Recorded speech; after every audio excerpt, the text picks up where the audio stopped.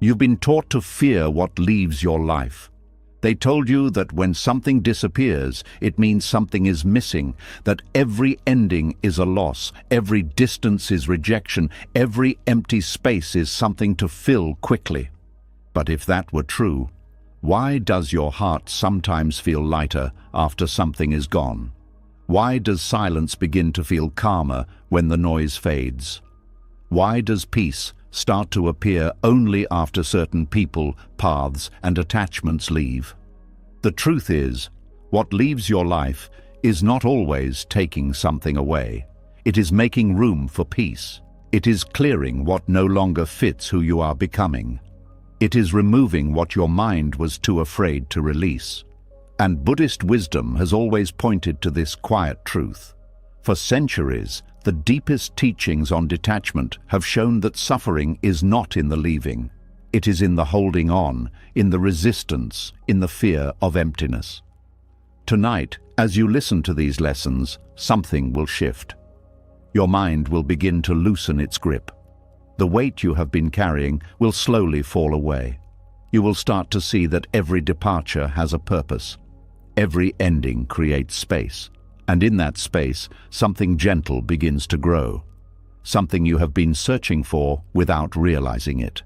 Peace. This is not just another audio to fall asleep to. This is a quiet clearing happening within you. Are you ready? Let's begin. Something inside you has already begun to understand. Not loudly, not clearly, but quietly. You can feel it in the moments where you stop chasing. In the pauses where you no longer have the energy to force what once felt so important. In the subtle shift where certain things don't excite you the way they used to. That is where this begins, because before you can understand why things leave, you have to notice that they were already fading. And now we step into that space. There is a kind of ending that does not ask for attention. No final argument, no dramatic goodbye, no moment where everything suddenly breaks apart. Just a slow, almost invisible drifting. Until one day you realize something is no longer there the way it used to be. And what makes this kind of ending so difficult is not the loss itself, it is the silence. The mind searches for something to hold on to, a reason, an explanation, a clear moment where it can say, this is when it ended. But there is no clear line, only a gradual fading. At first it feels confusing. You question yourself. You wonder if you're imagining it. You try to go back to how things were, to bring back the feeling that once existed. But something has already changed. And no matter how much you try to recreate it, it doesn't feel the same. This is the silent exit of what no longer resonates. It doesn't happen because something is broken. It happens because something is no longer aligned. Alignment is something the mind struggles to understand because it cannot always be explained with logic. There are moments where everything looks fine on the outside. The person is still there. The situation still exists. Nothing has visibly fallen apart. But internally, something no longer fits. It feels like wearing clothes that once fit perfectly, but now feel tight in ways you cannot ignore. There is no damage to the clothes, but they no longer belong to who you are now. And instead of recognizing this, the mind tries to adjust itself to fit what is no longer meant for it. It tries harder. It explains more. It gives more energy than before, because it believes that effort can fix misalignment. But misalignment is not something you fix. It is something you notice and allow. There is a deep fear that arises when something begins to fade without conflict, because conflict gives closure. It gives a clear reason. It allows the mind to say, this is why it ended. But when something simply drifts away, there is no one to blame. And without blame, the ego feels lost. It does not know where to place the weight of the ending, so it turns inward. It starts asking questions that have no clear answers. Did I do something wrong? Could I have stopped this? Why did this happen without warning? But the truth is, there was warning. Not loud, not obvious, but present. In the way conversations became shorter, in the way effort started to feel heavier, in the way something that once felt natural began to feel forced. These are the quiet signals of misalignment, but they are easy to ignore because they do not demand attention. And the mind prefers loud endings because they are easier to understand. But life does not always end things loudly. Sometimes it removes them gently, almost as if it knows that a sudden break would create more resistance. So instead, it softens the exit. It allows the connection to loosen slowly. It allows the attachment to weaken over time. It allows you to adjust without realizing it is happening. And yet, even with this gentleness, there is still resistance, because the mind does not like losing what is familiar, even if the familiar no longer brings peace. There is something deeply rooted in human nature that clings to what is known. Familiar discomfort feels safer than unfamiliar freedom. So when something begins to leave, the instinct is to hold on tighter, to reach out more, to fix what was never meant to be fixed, to revive what is already dissolving. But this only creates tension, because you are trying to keep something in your life that has already begun to move out of alignment with you. And the more you force it, the heavier it becomes. This is where suffering begins, not in the leaving itself, but in the refusal to let it leave. There is a difference between something being taken from you and something completing its place in your life. But the mind does not easily see that difference. It sees absence and labels it as loss. It sees distance and calls it rejection. It sees change and interprets it as something going wrong. But what if nothing is going wrong? What if something is simply ending naturally? There is a quiet intelligence in life that does not always explain itself. It moves things in and out of your experience without needing your approval. Not to harm you, but to shape you, to guide you towards something that requires a different version of you. And that version cannot exist while you are still holding on to what no longer resonates. This is why things fade, not because you failed, but because you evolved. Growth is not always visible. You do not always notice when your perspective changes. You do not always realize when your energy shifts. But it happens. And when it does, your life begins to reorganize itself around that change. People who once felt aligned begin to feel distant. Paths that once excited you begin to feel empty. Goals that once defined you lose their meaning. And it can feel unsettling, because it creates a gap between who you were and who you are becoming. And in that gap, things begin to fall away. But this falling away is not destruction, it is refinement. It is life removing what no longer matches your direction. The difficulty is that the mind wants to understand everything immediately. It wants clarity before acceptance. But life does not always give clarity first. Sometimes it asks for trust before understanding, to allow something to leave without knowing exactly why, to sit with the absence without rushing to fill it, to accept that not everything that ends needs to be explained. And this is where peace begins to form, not when everything stays the same, but when you stop resisting what is changing. There is a lightness that comes when you allow things to exit without force, when you stop chasing what is already moving away, when you stop trying to revive what has naturally gone quiet, because chasing creates noise, and noise blocks peace. But when you allow the silence, something shifts. The mind begins to settle. The need for control starts to loosen. The constant tension of holding on begins to dissolve. And in that space, you begin to feel something unfamiliar. Not excitement, not intensity, but calm. A calm that does not depend on anything staying. A calm that exists even as things leave. This is the kind of peace that detachment brings, not a cold distance from life, but a deep acceptance of its movement. You begin to understand that not everything is meant to stay, that some things are temporary by design, that their purpose is not to last forever, but to exist for a time, and then leave when that time is complete. And when you stop trying to extend what has already reached its end, you stop exhausting yourself. You stop carrying what no longer needs to be carried. You stop holding on to something that has already let go of you. There is a quiet dignity in allowing things to leave without resistance, in not needing a final explanation, in not demanding closure, in not forcing one more conversation just to feel complete. Because true completion does not always come from answers. Sometimes it comes from acceptance, from recognizing that something has already ended, even if it was never clearly announced. And once you see that, something inside you begins to relax. You no longer feel the need to chase every fading connection. You no longer feel the urge to fix every drifting situation. You begin to trust the natural rhythm of life, the way things come and the way they go, without needing to control either. And in that trust, there is freedom.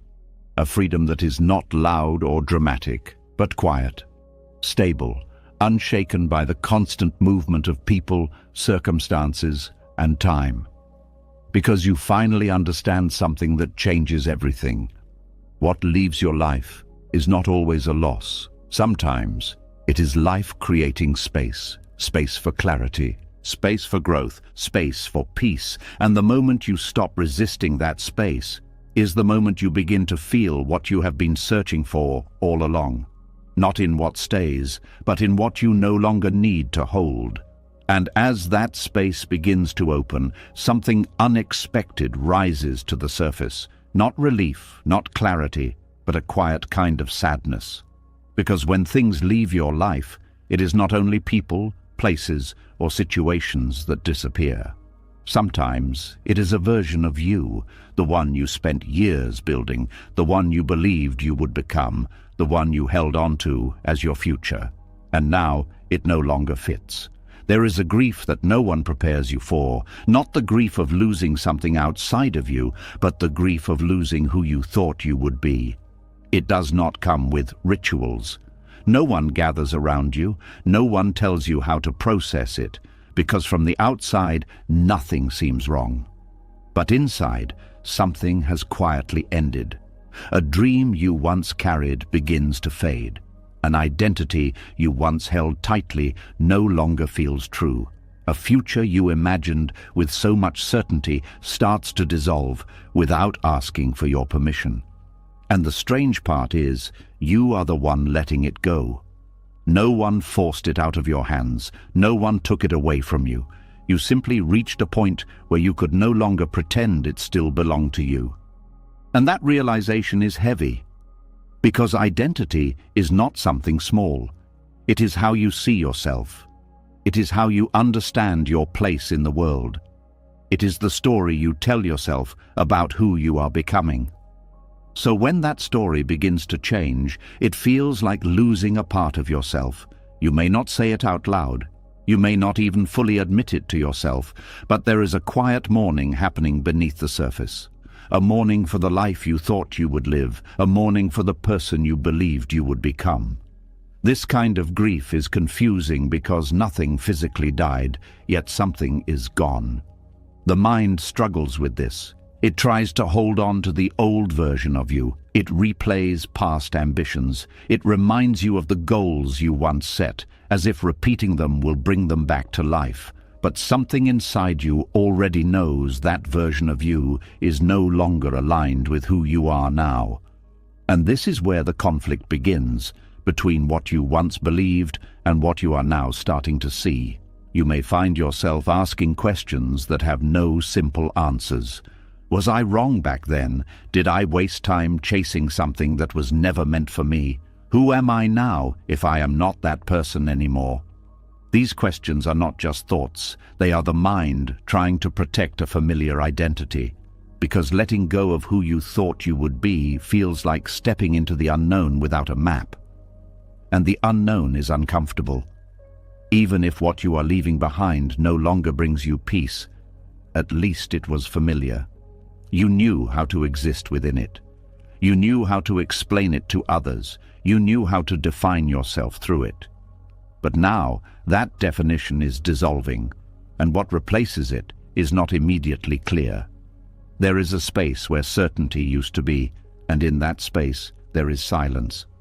This is where many people rush to fill the gap. They try to quickly replace the old identity with a new one.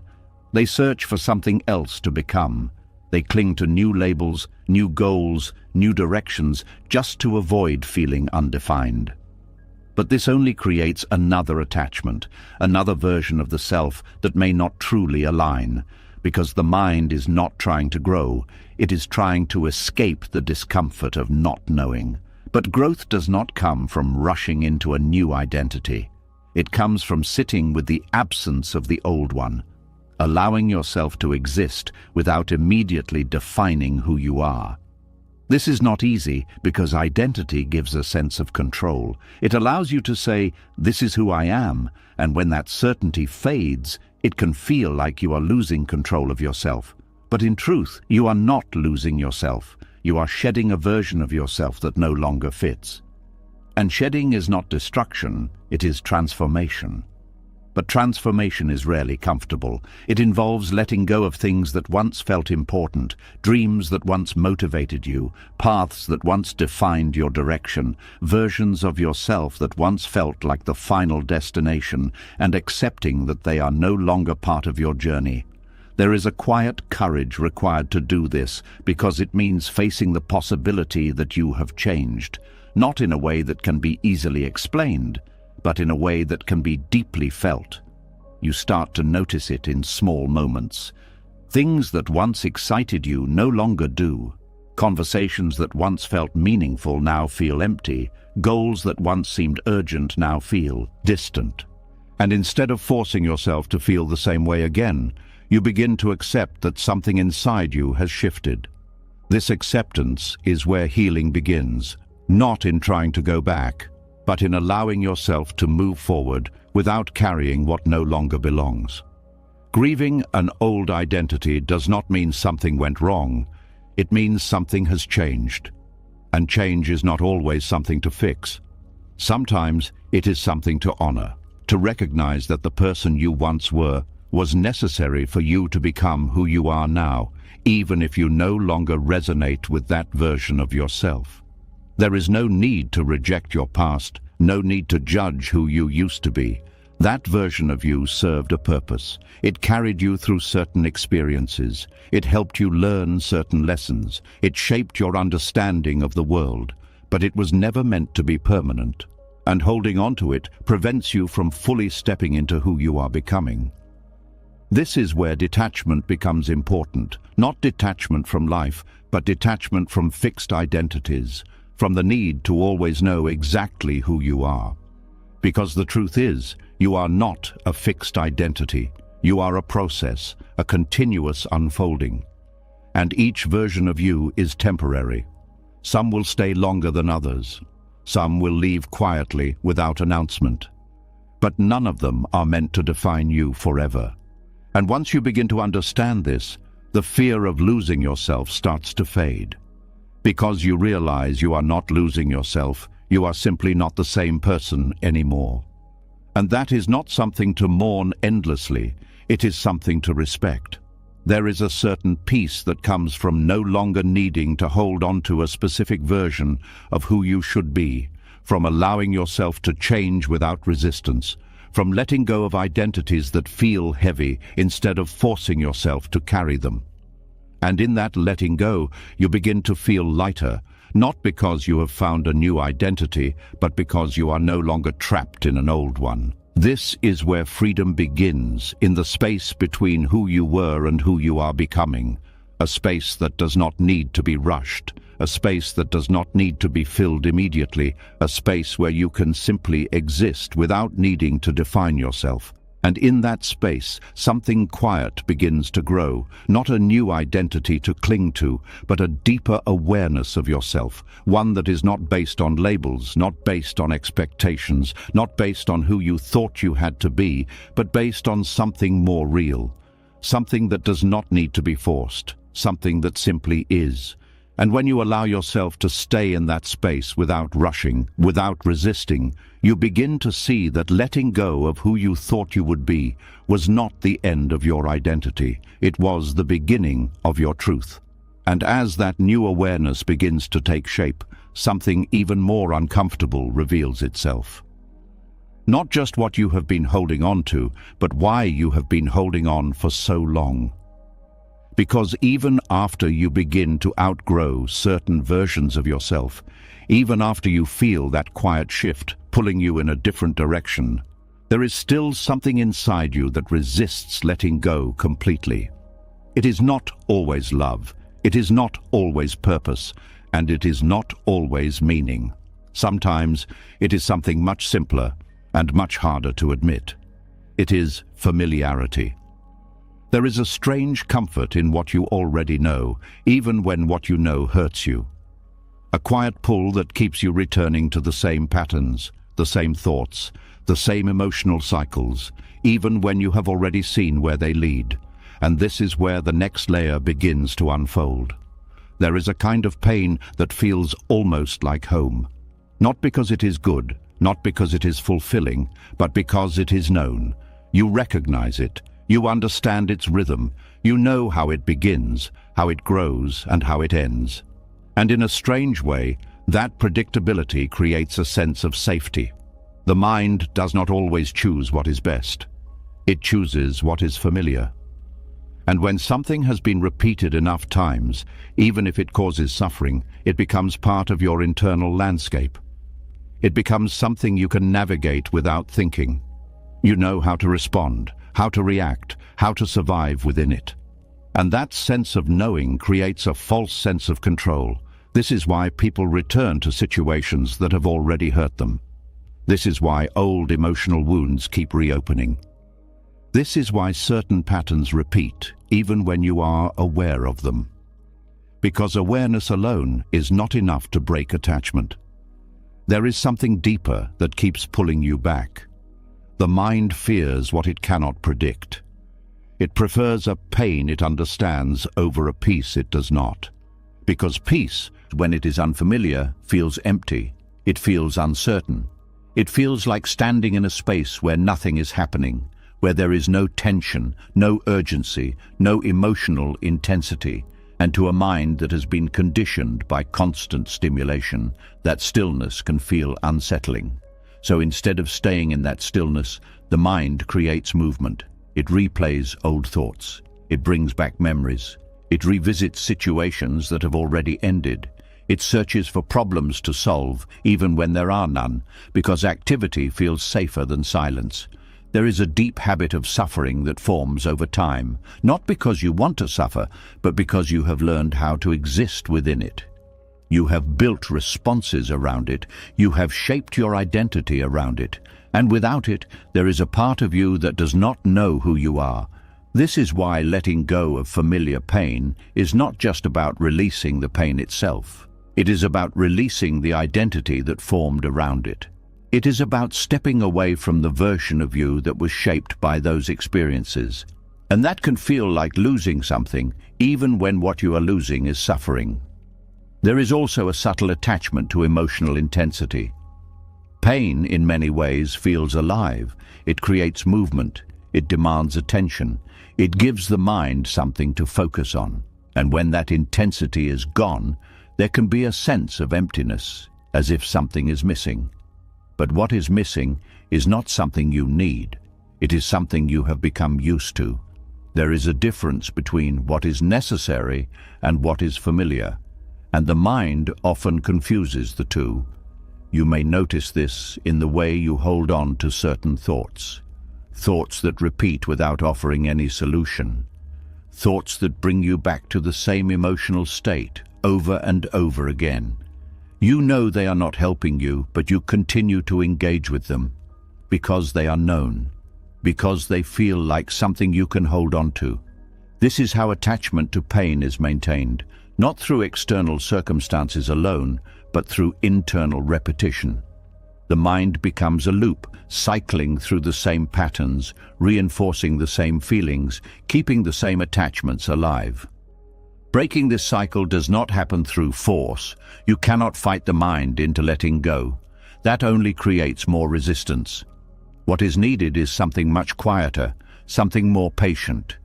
You begin by noticing, not reacting, not judging, just observing. Seeing the patterns without immediately following them. Recognizing the pull without giving in to it. This creates a small distance between you and the pattern, and in that distance, something changes. The more you observe, the more you begin to see that the pain you are holding on to is not as solid as it feels. It is not fixed. It is not permanent. It is a series of thoughts, sensations, and memories that come and go. But because you have been engaging with them for so long, they feel continuous. When you stop feeding that continuity, the pattern begins to weaken. Not immediately, not dramatically, but gradually. The intensity lessens, the urgency fades, the need to return to it becomes weaker. This is where unfamiliar peace begins to enter. And at first, it does not feel like peace. It feels like nothing, like a quiet space where the usual noise is no longer present. And the mind, not knowing how to interpret this, may try to fill it again. But if you stay with it, if you allow that quiet to exist without trying to change it, something shifts. That emptiness begins to feel different. It becomes less uncomfortable, less threatening, and eventually it becomes something you can rest in. Peace is not something that needs to be created. It is something that is revealed when the noise of familiar pain is no longer dominating your attention. It has always been there, beneath the patterns, beneath the repetition, beneath the attachment. But to experience it, you have to allow the old patterns to dissolve. Not by forcing them away, but by no longer holding on to them. By recognizing that what feels familiar is not always what is right for you. There is a quiet strength in choosing not to return to what once defined you, in allowing yourself to step away from patterns that no longer serve you, in sitting with the discomfort of not knowing, rather than running back to what you already understand. Because what you understand has already shown you its limits. It has already revealed where it leads, and continuing to return to it will only repeat the same outcome. Letting go of familiar pain is not about rejecting your past. It is about no longer allowing it to control your present. It is about recognizing that just because something has been part of your life for a long time does not mean it needs to remain. And when you begin to release that attachment, something opens, not suddenly, not all at once, but gradually. A sense of lightness, a reduction in internal tension. A feeling that you are no longer carrying something you have been holding for too long. This is where real change begins. Not in dramatic moments, but in quiet decisions. In choosing not to engage with the same thought. In allowing a feeling to pass without holding on to it. In recognizing that you do not have to return to what is familiar just because it is known. And as you continue to make those choices, the attachment weakens. The patterns lose their hold. And what once felt like an unavoidable cycle becomes something you can step out of. This is the deeper layer of detachment, not just letting go of external things, but releasing the internal habits that keep you connected to suffering. Seeing that the mind's attachment to pain is not a necessity, but a pattern. And patterns can change. It takes patience. It takes awareness. It takes a willingness to sit with what is unfamiliar. But in that unfamiliar space, something new begins to emerge. Something that does not rely on repetition, something that does not depend on intensity, something quieter, something steadier, something that does not come from what you hold on to, but from what you finally allow to fall away. And as those patterns begin to loosen, something else becomes visible, something you could not clearly see while you were still holding on. It is not just that you were attached to familiar pain, it is that you were carrying more than you realized. Not only emotions, not only memories, but a quiet weight that slowly built over time, and because it was always there, you stopped noticing it. There is a moment that comes after letting go, where everything feels different, not because something new has arrived, but because something heavy is no longer present, and yet the mind does not immediately recognize this as relief.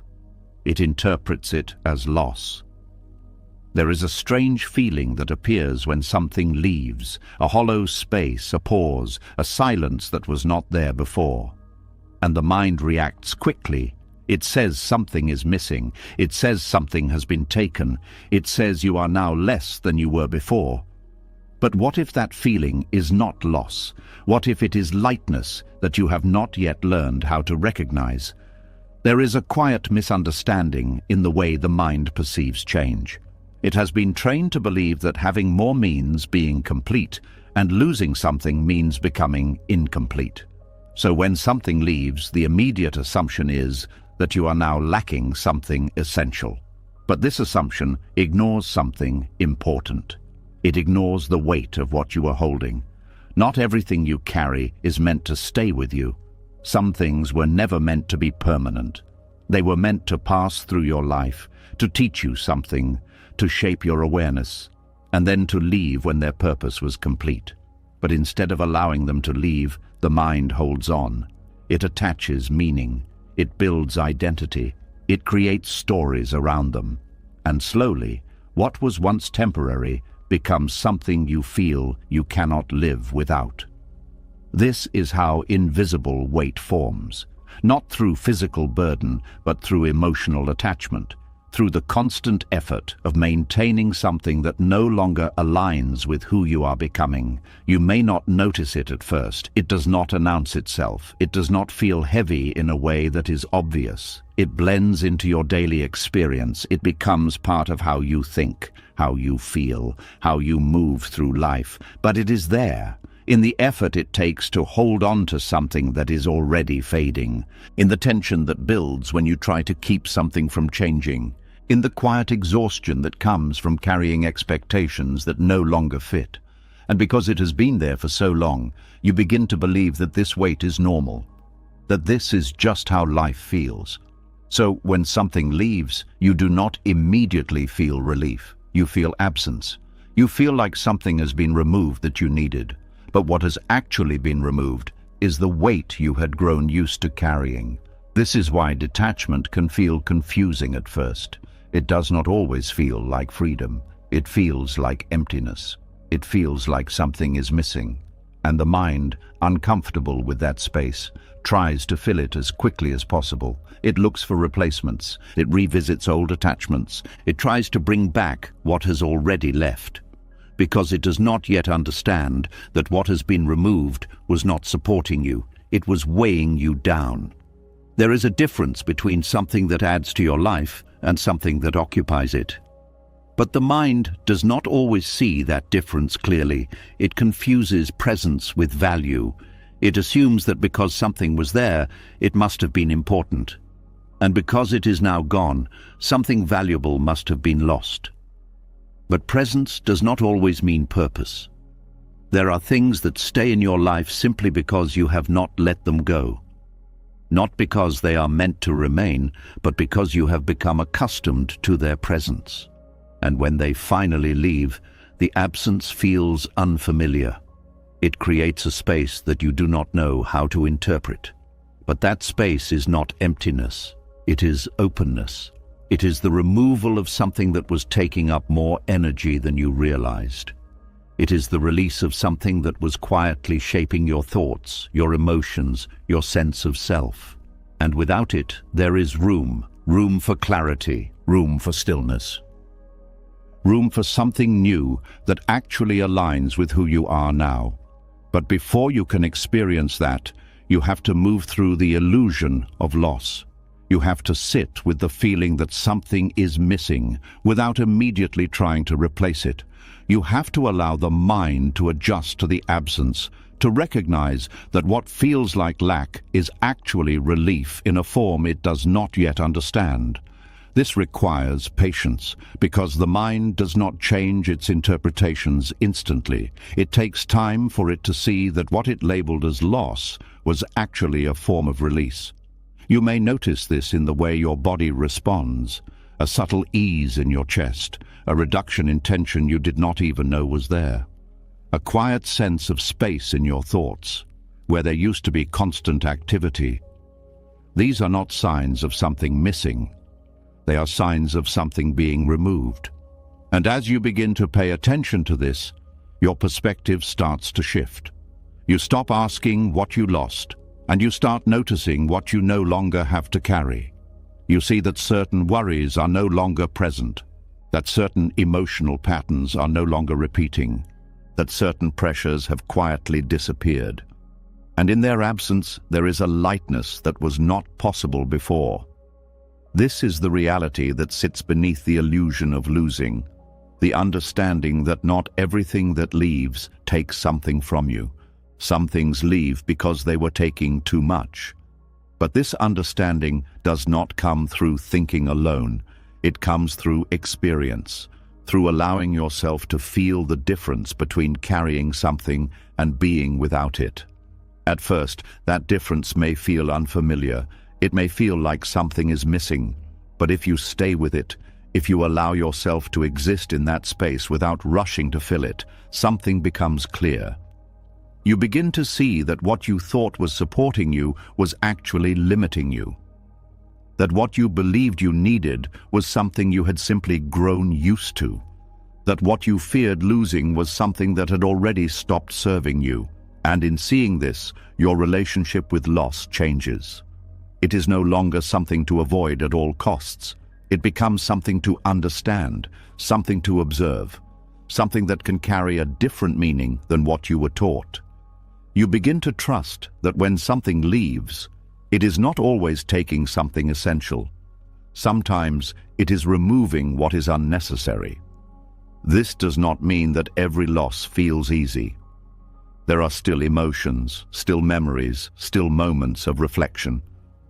But those experiences are no longer tied to the belief that you are now less than you were before. They are part of a process, a gradual unfolding, a rebalancing of what you carry and what you release. And over time, you begin to move differently. You hold things more lightly. You become less attached to keeping everything the same. You allow change to happen without immediately resisting it, because you understand something that was not clear before, that holding on is not always strength, and letting go is not always loss. Sometimes the greatest strength is in allowing things to leave when their time is complete. And sometimes what feels like losing is actually the beginning of a life that feels lighter, clearer, and more aligned with who you truly are. There is a quiet freedom in this understanding, not a loud, dramatic freedom, but a steady one, a freedom that does not depend on everything staying the same, but on your ability to move with what changes. And in that movement, you begin to experience life in a different way, not as something you have to control, not as something you have to hold together, but as something that flows, with things entering and leaving, with moments forming and dissolving, with experiences rising and fading. And you no longer see these movements as threats. You see them as part of the natural rhythm of life, a rhythm that does not take away from you, but continually reshapes what you carry. And when you align with that rhythm, when you stop resisting the removal of what no longer belongs, you begin to feel something that was always there, waiting beneath the weight, a sense of ease, a sense of clarity, a sense of peace that does not come from gaining more, but from finally carrying less. And as that lightness begins to settle in, something unexpected follows. Not a sudden joy, not a clear sense of relief, but a quiet, unfamiliar space that feels difficult to explain. Because after carrying weight for so long, after living within noise, tension, and constant movement, the absence of it all can feel strange, almost unsettling, almost like something is missing, even when nothing is wrong. This is where many people become confused. They expected peace to feel like comfort, like warmth, like something immediately satisfying. But instead, what they meet first is something much quieter, something emptier, something that does not yet feel like home. And this is where the next layer begins. There is a moment that arrives when the chaos fades and everything becomes still. No urgent thoughts pulling at your attention, no emotional storms demanding your energy, no constant tension running quietly in the background. Just space, just silence, just a kind of calm that feels almost unfamiliar. And in that moment, instead of relaxing into it, the mind becomes restless. It starts searching for something to hold on to. It looks for noise, for problems, for anything that feels like the intensity it has grown used to. Because even though peace is present, it does not yet feel natural. This is the strange truth. Peace at first can feel uncomfortable, not because there is something wrong with it, but because you have spent so much time living without it. Your system has adapted to chaos, to movement, to emotional highs and lows. It has learned how to function with intention. It has built patterns around it. It has created a sense of normal from it. So when that tension is no longer there, when the noise disappears, there is a gap. And the mind does not immediately recognize that gap as something positive. It sees it as absence. It sees it as something that needs to be filled. You may notice this in subtle ways. A quiet moment where everything is fine, but you still feel the urge to check something, to think about something, to bring your attention back into activity. A sense that something should be happening, even when there is nothing that needs your attention. This is not because you lack peace, it is because you are not yet used to it. The mind has been conditioned to associate intensity with meaning. It believes that if something feels strong, if it creates emotion, if it demands attention, then it must be important. And when that intensity is gone, it feels like something valuable has disappeared. But peace does not demand attention. It does not create urgency. It does not pull at your mind. It simply exists. And because it is so quiet, it can be overlooked or even mistaken for emptiness. This is why people often return to chaos without realizing it. Not because they want to suffer, but because chaos feels familiar. It gives the mind something to engage with. It creates a sense of movement, a sense that something is happening. And without that movement, there can be a feeling of restlessness, a subtle discomfort that arises in stillness, a sense that something needs to be done, even when there is nothing that requires action. But this discomfort is not a sign that something is missing. It is a sign that something has changed. It is the adjustment from a life of constant stimulation to a space of calm. And like any adjustment, it takes time. You cannot rush into peace and expect it to immediately feel comfortable. Just as the body needs time to rest after long periods of strain, the mind needs time to settle after long periods of noise.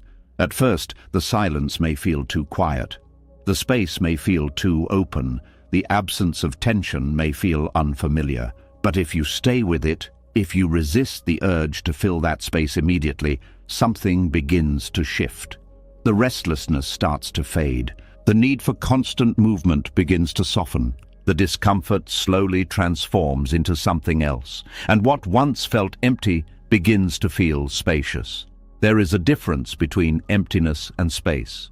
Emptiness feels like something is missing. Space feels like something is available, and the only difference between the two is how the mind perceives it. When you first enter this quiet state, the mind interprets it as emptiness because it is used to being occupied. It is used to holding something, doing something, thinking about something. But as you remain in that state, as you allow the silence without resisting it, the perception begins to change.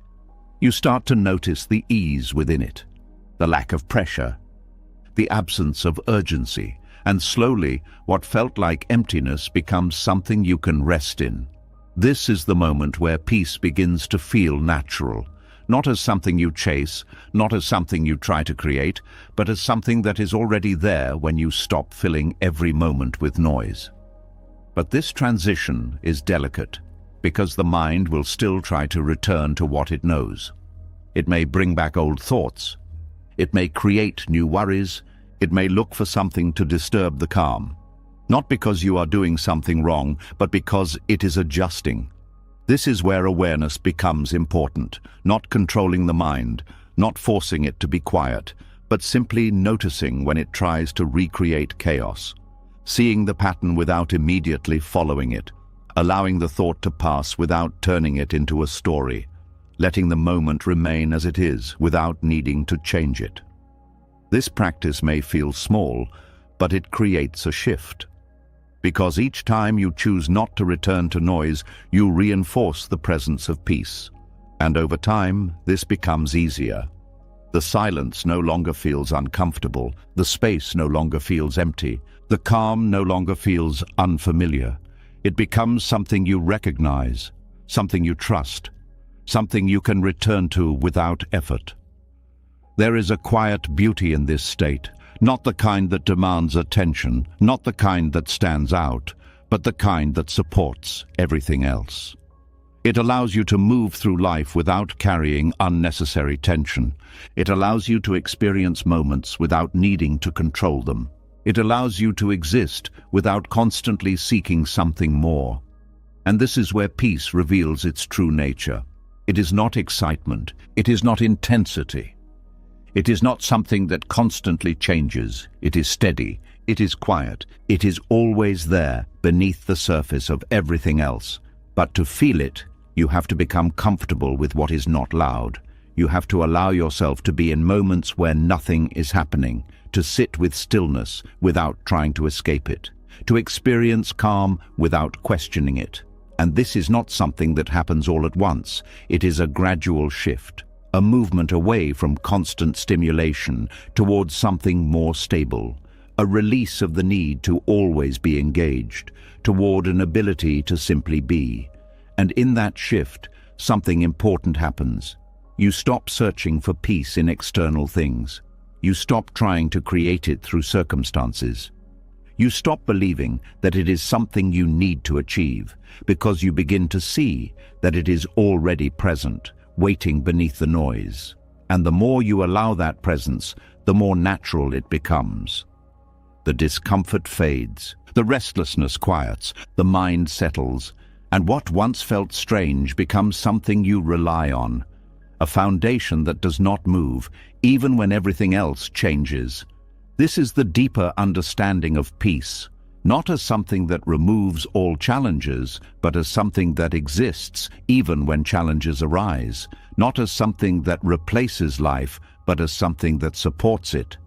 And once you experience this, once you become familiar with this quiet steadiness, something shifts in the way you relate to everything else.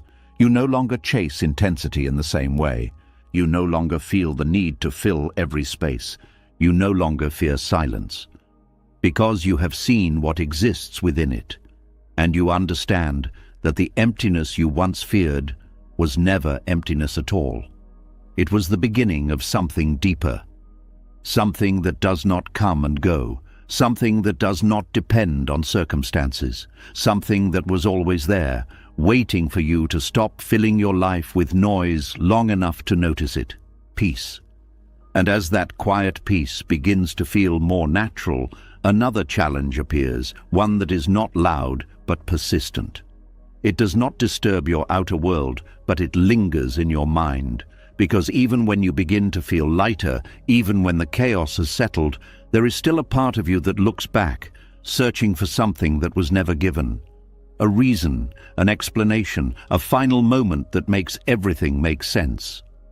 This is where many people get stuck, not in what they lost, but in what they never understood. And from this place, a question keeps returning, quietly, repeatedly, refusing to disappear.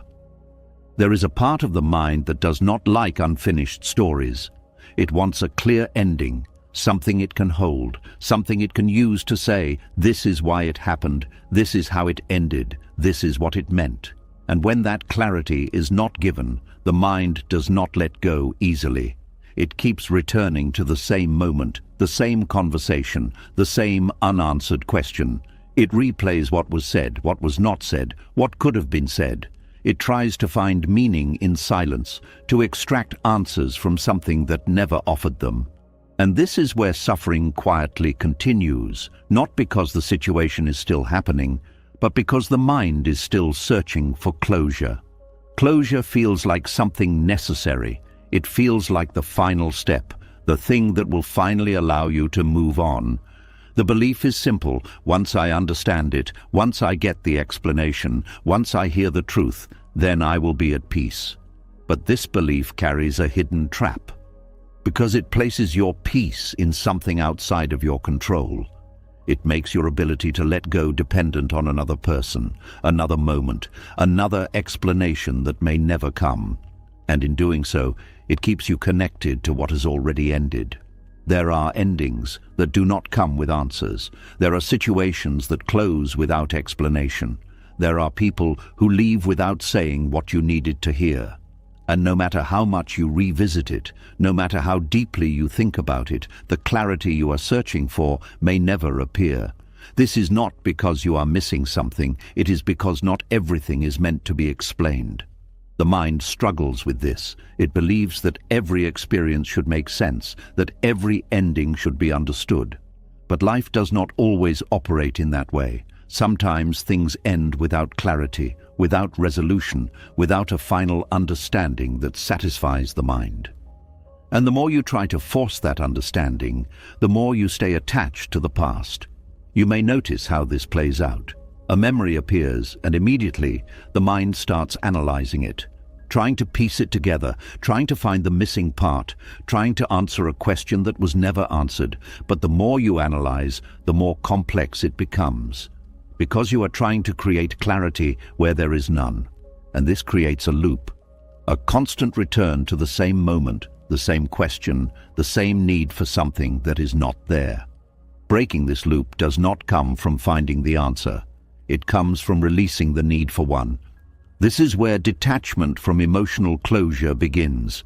It is not about ignoring what happened. It is not about pretending it does not matter. It is about accepting that understanding is not always required for peace. There is a difference between processing something and holding on to it. Processing allows you to move through the experience. Holding on keeps you tied to it. And the need for closure often turns processing into holding. Because instead of allowing the experience to settle, you keep revisiting it, hoping that something new will appear, hoping that this time it will make sense. But peace does not come from making everything make sense. It comes from allowing what does not make sense to exist without resistance. This requires a shift in perspective. Instead of asking why it happened, you begin to accept that it happened. Instead of searching for a final explanation, you allow the absence of explanation to be enough. This does not mean you stop caring. It means you stop needing something that is not available. There is a quiet strength in this, in recognizing that your peace does not depend on receiving answers, because once you stop searching for closure, something changes. The energy that was tied to the past begins to release. The constant thinking begins to slow. The need to revisit the same moment begins to fade. And in that space, there is room for something else. Not answers, not explanations, but acceptance. Acceptance is different from understanding. It does not require clarity. It does not require logic. It is simply the willingness to allow something to be what it is, without needing it to be different. This is not always easy, because the mind will still try to return. It will still bring up the same questions. It will still look for something to complete the story.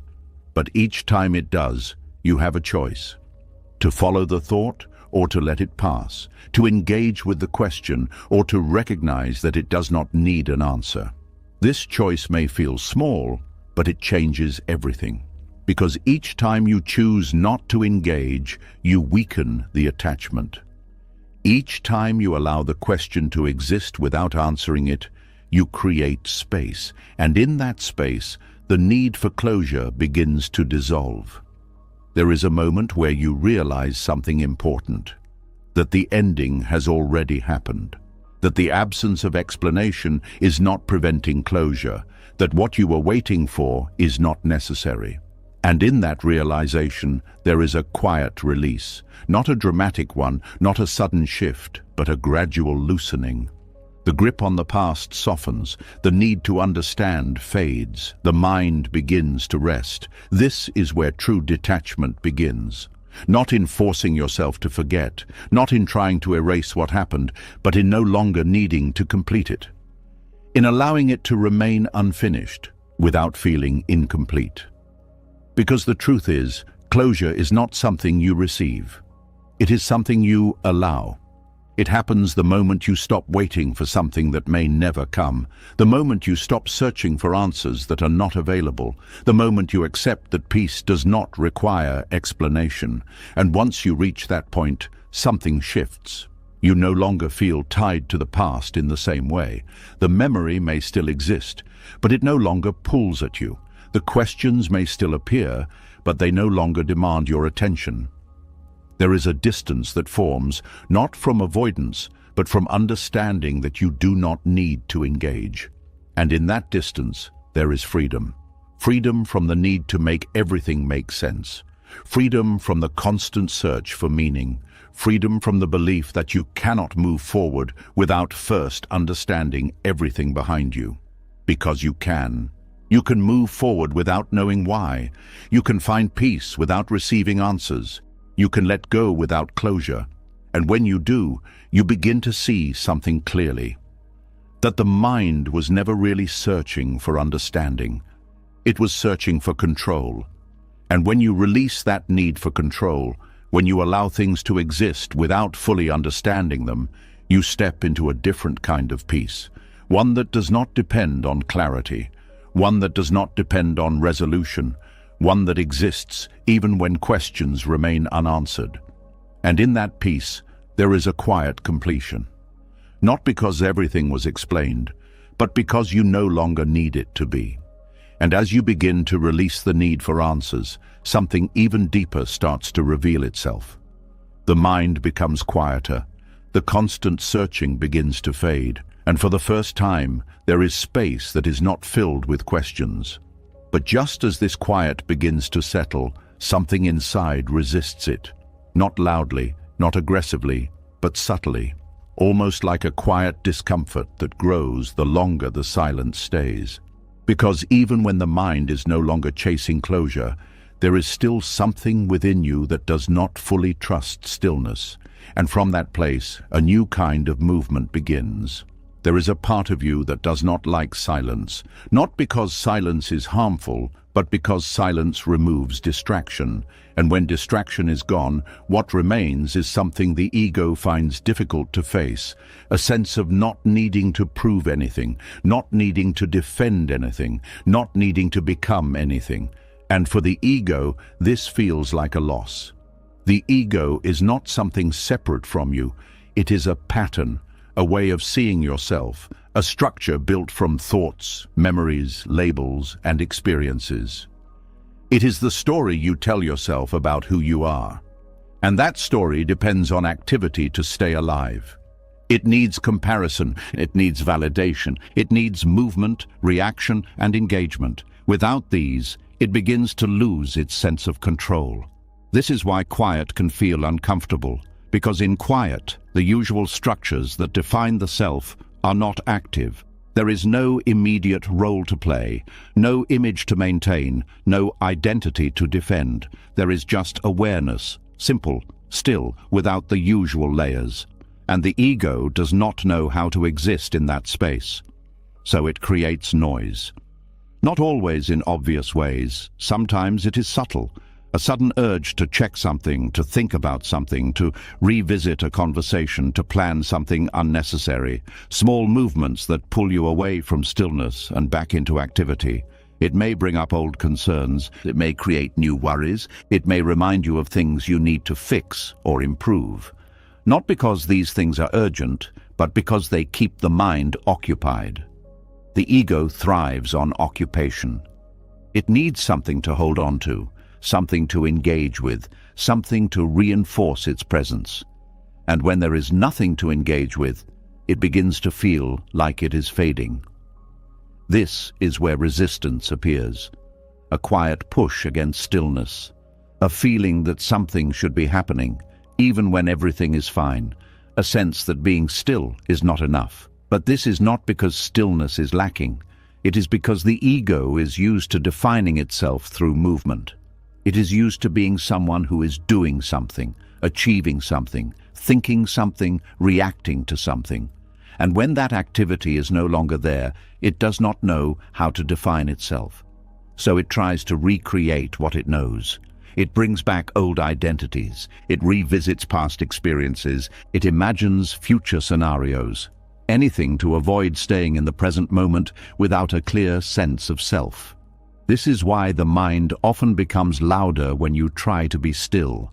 Not because stillness is difficult, but because the ego is resisting it. It sees stillness as a threat, not a physical threat, but a threat to its structure, because in true quiet, the ego is not needed in the same way. There is no role for it to play, no problem for it to solve, no identity for it to maintain. And without these, it begins to dissolve. This dissolution is not destruction. It is not the loss of who you are. It is the loosening of the rigid identity that has been built over time. It is the softening of the need to constantly define yourself. But the ego interprets this as loss. It believes that without its structure, you will be nothing. And this belief creates fear. Not always a strong fear, but a subtle unease. A feeling that being still is not safe, that you need to keep thinking, keep doing, keep engaging. But this is only a habit, a pattern that has been reinforced over time. You have spent so long identifying with your thoughts, your roles, your reactions, that stepping outside of them feels unfamiliar. It feels like you are losing something important. But what you are actually losing is the constant need to be something. And in that loss, there is freedom. But before that freedom is recognized, there is resistance. The ego will try to pull you back into activity. It will create reasons to leave stillness. It will make silence feel uncomfortable so that you return to what is familiar. This is where awareness becomes essential. Not to fight the ego, not to silence it forcefully, but to see what it is doing. To notice when the mind starts creating noise without a real reason. To recognize when thoughts are being generated simply to avoid stillness. To observe the patterns without immediately following them. This observation creates distance.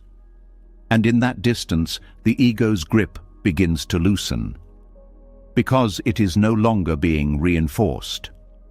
Each time you see the pattern without engaging, you weaken it.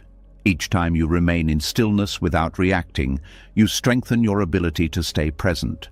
And over time, something shifts. The noise becomes less convincing. The urge to fill the silence becomes weaker. The discomfort begins to fade. And what once felt like emptiness starts to feel like clarity. There is a simplicity in this state that the ego does not understand, a way of being that does not require constant definition, a presence that is not built on thoughts but on awareness itself. And in this presence, there is no need to prove anything, no need to become anything, no need to hold on to a fixed identity. There is just being. This is not something the ego can control, because it exists beyond the structures the ego creates. And this is why it resists it. But resistance does not mean it cannot be experienced. It simply means it takes patience, a willingness to stay in the quiet, even when it feels unfamiliar, a willingness to observe the mind without immediately following it, a willingness to allow the sense of self to soften without trying to hold it together. And as you do this, the relationship with the ego changes. It is no longer something that controls you. It becomes something you can see, something that arises and fades like any other pattern. And in seeing it clearly, you are no longer fully identified with it. You are not just the thoughts. You are not just the roles. You are not just the story you have been telling yourself. You are the awareness in which all of these appear. And this awareness does not need noise to exist. It does not need constant activity. It is already complete, already present, already still. The ego may continue to create movement, to bring up thoughts, to pull you into patterns. But it no longer has the same power, because you see it for what it is. And in that seeing, something becomes clear. That silence is not something to avoid. It is something to return to, not as an escape, not as a goal, but as a natural state that exists beneath all the noise. And once you become familiar with that state, once you begin to trust it, the resistance fades. The need for constant movement softens. The urge to define yourself through activity loses its hold. And what remains is something simple, something steady, something that does not depend on anything external. A quiet presence that is always there, not created, not achieved, but uncovered. And in that presence, you begin to experience life differently. Not through constant reaction, not through endless thinking, but through a clarity that does not need to be maintained. A clarity that exists when the noise is no longer necessary. And this is where true peace deepens, not in controlling the mind, but in no longer needing it to create noise. Not in becoming someone else, but in no longer needing to hold on to who you thought you were. A quiet shift from doing to being, from effort to ease, from noise to silence. And in that silence, something real begins to emerge, something that was always there, waiting beneath the layers of activity, waiting beneath the constant movement, waiting for the moment you stop trying to fill every space with something. A stillness that does not need to be protected, a presence that does not need to be defined, a peace that does not come from what you create, but from what you finally allow to be.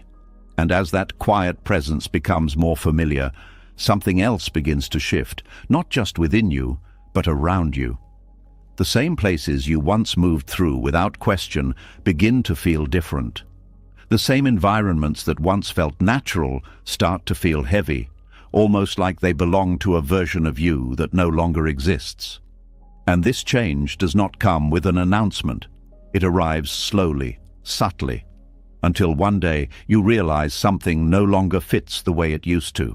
There is a quiet moment when a place stops feeling like home, not because anything about it has changed on the outside, but because something within you has shifted. The conversations sound the same, the routines remain familiar, the environment looks exactly as it did before. But your experience of it is no longer the same. And that difference is difficult to explain, because from the outside, everything appears normal. But internally, there is a growing sense of distance, a feeling that you are no longer fully present in the same way. A subtle awareness that you are moving through something that once defined you, but no longer reflects who you are becoming. This is what it feels like to outgrow a space. It does not happen all at once. It begins quietly. A small discomfort that you cannot immediately name, a slight resistance to things that once felt easy, a sense that you are no longer aligned with the energy around you. At first, it is easy to ignore. You tell yourself that nothing is wrong, that you are just tired or distracted or overthinking, because acknowledging that you have outgrown something requires facing a deeper truth, that you have changed. And change does not always feel comfortable, especially when it begins to separate you from what once felt familiar. There is a strong attachment to environments that shaped you, places where you learned, where you struggled, where you built parts of your identity. These spaces carry memory, they carry meaning, they feel like part of who you are. So when you begin to feel disconnected from them, it can feel like you are losing something important. But what you are actually experiencing is not loss. It is evolution. You are no longer the same person who once needed that space in the same way. And because of that, the space no longer meets you where you are. This creates a quiet tension. You may still be physically present, but something inside you has already stepped away. You notice things you did not notice before. Patterns that once felt normal now feel limiting. Conversations that once felt engaging now feel repetitive, and this awareness can feel isolating, because while you are changing, everything around you may appear to be staying the same. And this is where the difficulty arises. You begin to question yourself. You wonder if you are being too critical, too distant, too disconnected. You try to adjust, to fit back into what once felt natural, but no matter how much you try, the feeling remains, because this is not something that can be fixed. It is something that needs to be acknowledged. Outgrowing a space is not about rejecting it. It is about recognizing that your relationship with it has changed. There is a tendency to think that leaving means something negative, that if you no longer fit into a space, it must mean something went wrong. But that is not always true. Sometimes a space has fulfilled its purpose. It gave you what you needed at a certain time. It supported a version of you that was necessary for your growth. But it was never meant to hold you forever. And holding on to it beyond that point creates friction, because you are trying to stay in something that no longer aligns with your direction. This friction may not always be obvious. It can show up as restlessness, a lack of energy, a feeling of being out of place without a clear reason, and because it is subtle, it is often misunderstood. You may think something needs to be fixed, that if you just try harder, adjust more, change something within yourself, you will feel comfortable again. But comfort does not come from forcing yourself to fit into something you have already outgrown. It comes from allowing yourself to move forward. This does not always mean physically leaving immediately. Sometimes the detachment happens internally first. You begin to engage differently. You stop forcing connections that no longer feel natural. You become more aware of where your energy flows easily and where it feels restricted. This internal shift creates a new relationship with the space. You are still there, but not in the same way. And over time, this awareness leads to clarity. You begin to see that staying in a space out of familiarity is not the same as belonging there. That holding on to something because it once mattered is not the same as it still being right for you. That growth requires movement, even when that movement is quiet. There is also a fear that comes with outgrowing spaces, a fear of what comes next. Because even if the current environment no longer fits, it is still known. It still provides a sense of structure, and stepping away from it means entering something uncertain. The mind prefers what it understands, even if it no longer aligns, so it tries to hold on. It reminds you of the history, the memories, the comfort that once existed. It suggests that leaving means losing something important, but what it does not show you is the cost of staying, the slow disconnection from yourself, the quiet resistance that builds over time, the energy it takes to remain in a place that no longer supports your growth. And when you begin to see this clearly, the decision becomes less about leaving and more about honoring who you are becoming. Because outgrowing something is not a mistake.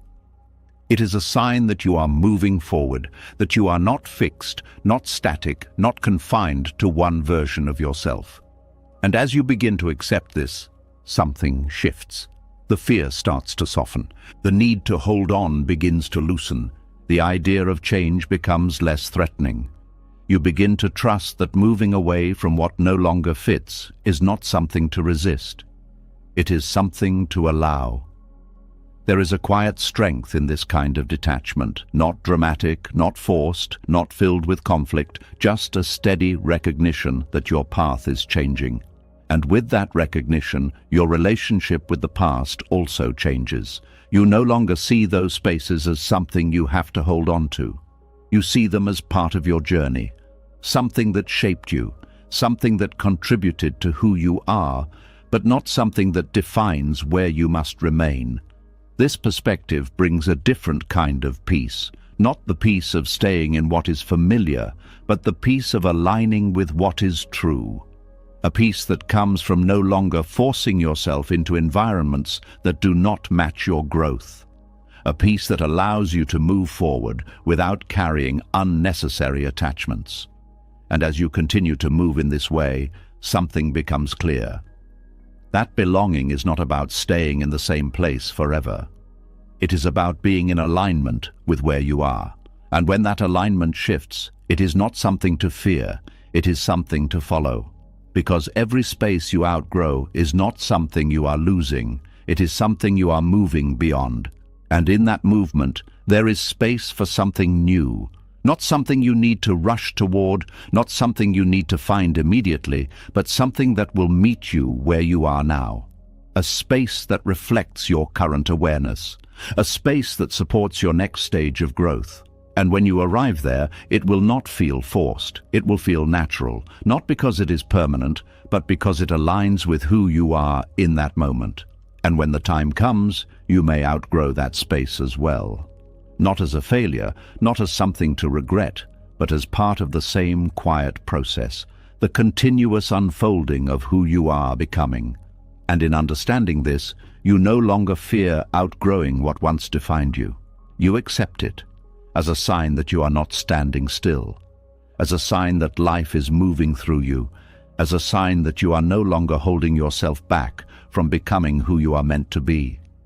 And in that acceptance, there is a quiet kind of freedom. Not loud, not dramatic, but steady. A freedom that allows you to move without resistance, to release without regret, to step forward without needing to hold on to what you have already outgrown. And in that movement, something opens. A deeper sense of alignment, a clearer sense of direction, a quieter, more grounded way of being, where you are no longer defined by where you have been, but guided by where you are becoming. And as you begin to move away from what no longer fits, something else becomes clear. Not every ending needs to be loud. Not every departure needs to be explained. Because the more you align with yourself, the less you feel the need to announce every change. What once required words now happens quietly, almost unnoticed, like a shift that only you can feel. There is a kind of strength that does not speak. It does not argue. It does not defend. It does not try to be understood. It simply steps back. And in that quiet step, something powerful begins to unfold. There is a moment when you realize you no longer have the energy to explain yourself.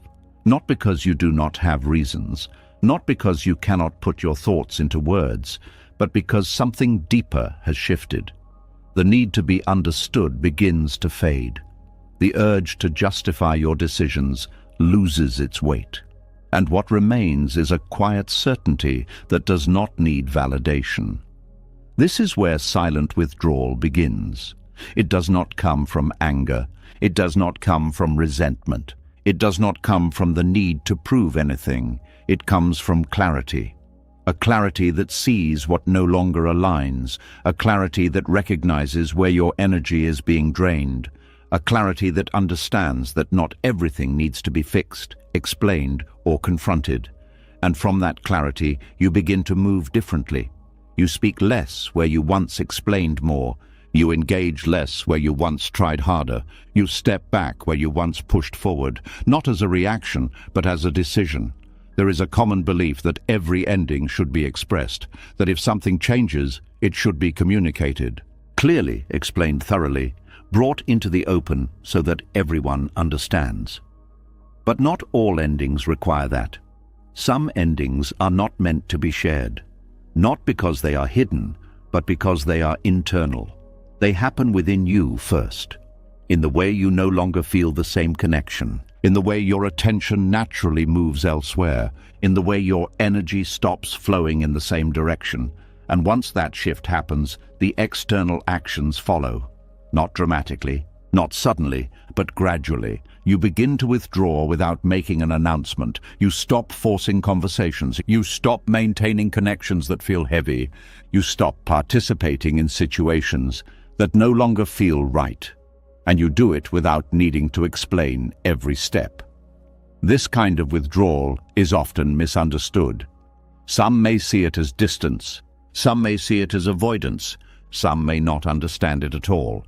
But silent withdrawal is not about escaping. It is about aligning. It is the recognition that your energy is valuable and where you place it matters. That not every situation deserves your explanation. Not every person needs your reasoning. Not every change requires your voice. There is a difference between being silent because you are afraid and being silent because you are clear. Fear-based silence feels heavy. It carries tension, hesitation, uncertainty. It comes from not knowing what to say or how to say it. Clarity-based silence feels different. It is calm, it is steady, it is intentional. It does not come from confusion. It comes from understanding that words are not always necessary. You begin to see that explaining yourself repeatedly does not always create understanding. Sometimes it only keeps you tied to something you are already moving away from. And this is where silent withdrawal becomes powerful, because it allows you to leave without creating unnecessary noise. No arguments, no justifications, no attempts to be seen in a certain way, just a quiet shift. There is also a release in this. When you stop announcing every change, you stop seeking approval for it. You stop needing others to agree with your decisions. You stop waiting for someone else to validate your direction. And in that release, there is freedom. Freedom from the need to be understood by everyone. Freedom from the pressure to explain every choice. Freedom from the expectation that your path must make sense to others. You begin to move based on what feels right, not based on what can be explained. This does not mean you become distant or disconnected from people. It means you become more intentional. You choose where to speak and where to remain silent. You choose where to engage and where to step back. You choose where your energy is placed. And these choices are not made to control others, but to respect yourself. There is a quiet maturity in this, the understanding that not every situation needs closure, that not every relationship requires a final conversation, that sometimes the most respectful thing you can do is simply step away, not to punish, not to avoid, but to honor what has already changed. Because forcing a dramatic ending where one is not needed often creates more tension than clarity. It turns something natural into something heavy. It adds layers of emotion where there could have been simplicity. Silent withdrawal keeps things simple. It allows the ending to remain as it is, without adding unnecessary conflict. It respects the fact that some connections fade without needing to be broken. It acknowledges that not everything needs to be turned into a moment. There is also a deeper level of self-trust that develops here. When you stop announcing your decisions, you begin to rely less on external confirmation. You become more grounded in your own awareness. You learn to trust what you feel without needing to explain it. And this trust changes the way you move through life. You become less reactive, less driven by the need to prove yourself, less concerned with how others interpret your actions, because you are no longer acting for them, you are acting from within. This does not mean that communication is not important. There are moments where words are necessary, where clarity benefits both sides, where expression creates understanding. But silent withdrawal is not about avoiding communication. It is about recognizing when communication is no longer needed, when the situation has already shifted, when the connection has already changed, when the explanation would not add anything meaningful. In those moments, silence is not avoidance. It is completion, a quiet ending that does not need to be turned into something more. There is a peace in this, a peace that comes from not forcing closure where it does not naturally exist, a peace that comes from allowing things to end in their own way, a peace that comes from trusting that your actions do not always need to be explained to be valid. And as you continue to move in this way, something else becomes clear. You no longer feel the need to create dramatic moments in your life. You no longer feel the urge to turn every change into a statement. You no longer need to express every shift in a way that others can understand, because you understand it. And that is enough. There is a quiet confidence that comes with this understanding. A confidence that does not seek attention, does not demand recognition, does not need to be seen. It simply exists in the way you move, in the way you choose, in the way you step away when something no longer aligns. And in that quiet movement, there is a different kind of power, not the power of control, not the power of influence, but the power of clarity, a clarity that allows you to leave without resistance, a clarity that allows you to detach without conflict, a clarity that allows you to move forward without carrying what no longer belongs. And in that clarity, something settles. Not in the external world, but within you. A sense of ease, a sense of alignment, a sense that you no longer need to explain every step to feel certain about where you are going. And that is where silent withdrawal reveals its true strength. Not as something you do to others, but as something you do for yourself. A quiet choice, a steady movement, a release that does not need to be seen to be real, and in that release you continue forward. Without noise, without resistance, without needing to turn your growth into something that must be understood by everyone else, just moving, calmly, clearly, in the direction that feels true, and allowing what no longer belongs to fade, without needing to announce that it is gone. And as you begin to move in that quiet way, without announcements, without explanations, something else begins to surface. It is subtle at first, almost hidden beneath your calm. But it is there, a quiet awareness that not everyone will understand what you are doing, that your silence may be interpreted in ways you did not intend, that your distance may be seen as something it is not. And from that awareness, a feeling begins to rise, not loud, not overwhelming, but present enough to be noticed. There is a fear that appears when you stop explaining yourself, not the fear of being wrong, not the fear of making a mistake, but the fear of being misunderstood. A fear that others will create their own version of your story, that they will fill the silence with assumptions, that they will see your change through their own perspective instead of yours. And because of this, there is a pull to correct it, to speak, to clarify, to explain, to make sure they see things the way you do, to protect your image, your intention, your meaning. Because being misunderstood can feel uncomfortable. It can feel like losing control over how you are seen. The mind does not like this. It wants to manage perception. It wants to shape how others think about you. It wants to maintain a certain image, a certain identity that feels safe, familiar, accepted. And when that image is no longer fully accurate, when your actions no longer match what others expect from you, there is tension. You may notice thoughts like, they probably think I have changed too much. They may believe I am distant. They might misunderstand my silence as something negative. And these thoughts create a pressure to explain, because explaining feels like control. If you can say the right words, if you can give the right reason, if you can present your change in a way that others understand, then you can avoid being misunderstood.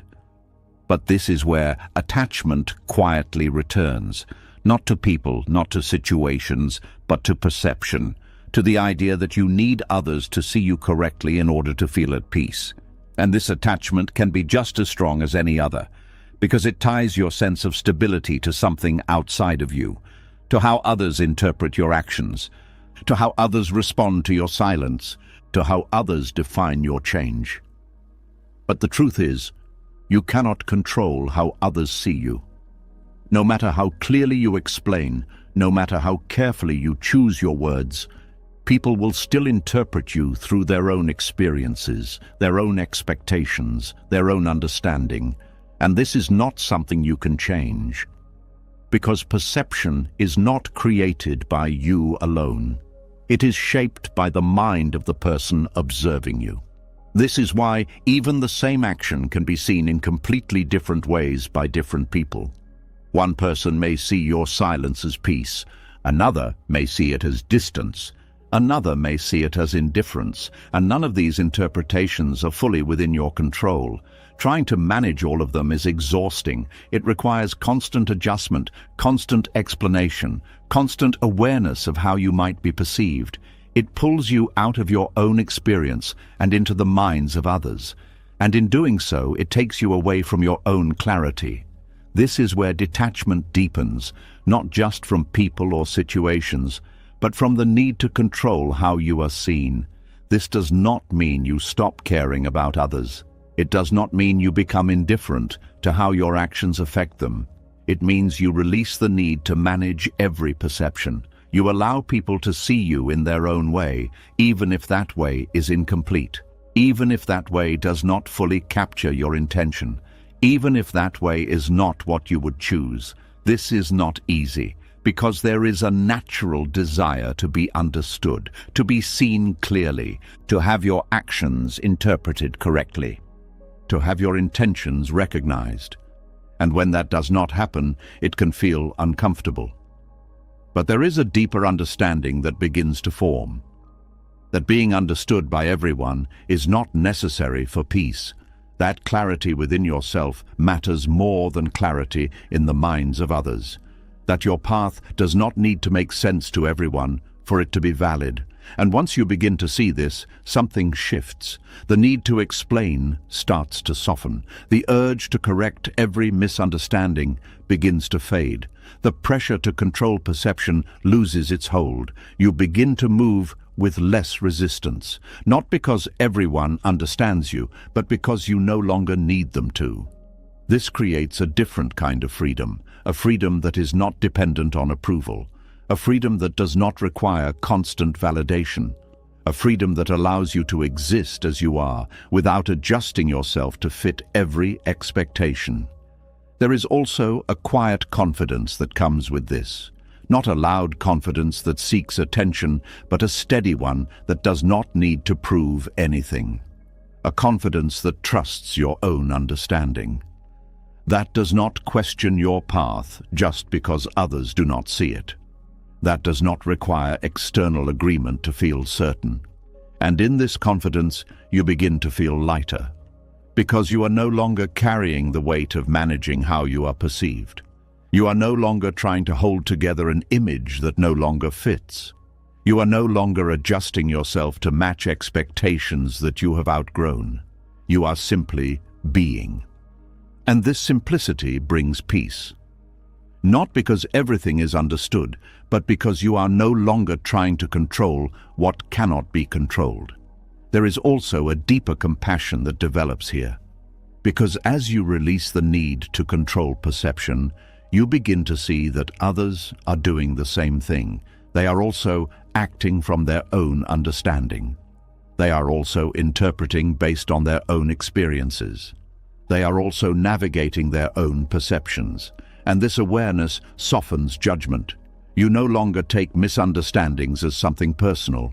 You see them as part of how people process the world. And in seeing this, you become less reactive, less defensive, less concerned with correcting every interpretation, because you understand that clarity is not always shared, and that is okay. This does not mean you never speak, never explain, never express yourself. There are moments where communication is important, where clarity benefits connection, where words can create understanding. But those moments come from intention, not from fear, not from the need to control perception, not from the discomfort of being misunderstood, but from a genuine desire to communicate. And when communication comes from that place, it feels different. It is not forced. It is not defensive. It is not driven by anxiety. It is clear, simple, and complete. And once it is expressed, there is no need to hold on to how it is received, because you have already done what was needed. This is the balance that begins to form, between expressing when it feels right and remaining silent when it is not necessary, between allowing understanding where it can happen and accepting misunderstanding where it cannot, between caring about others and not losing yourself in their perceptions. And in this balance, something settles, a sense of ease, a sense that you are no longer pulled in different directions by the need to be seen in a certain way, a sense that your identity is no longer tied to how others interpret you. And in that sense, there is stability, not the kind that comes from control, but the kind that comes from acceptance. Acceptance that you cannot manage every perception. Acceptance that you will not be understood by everyone.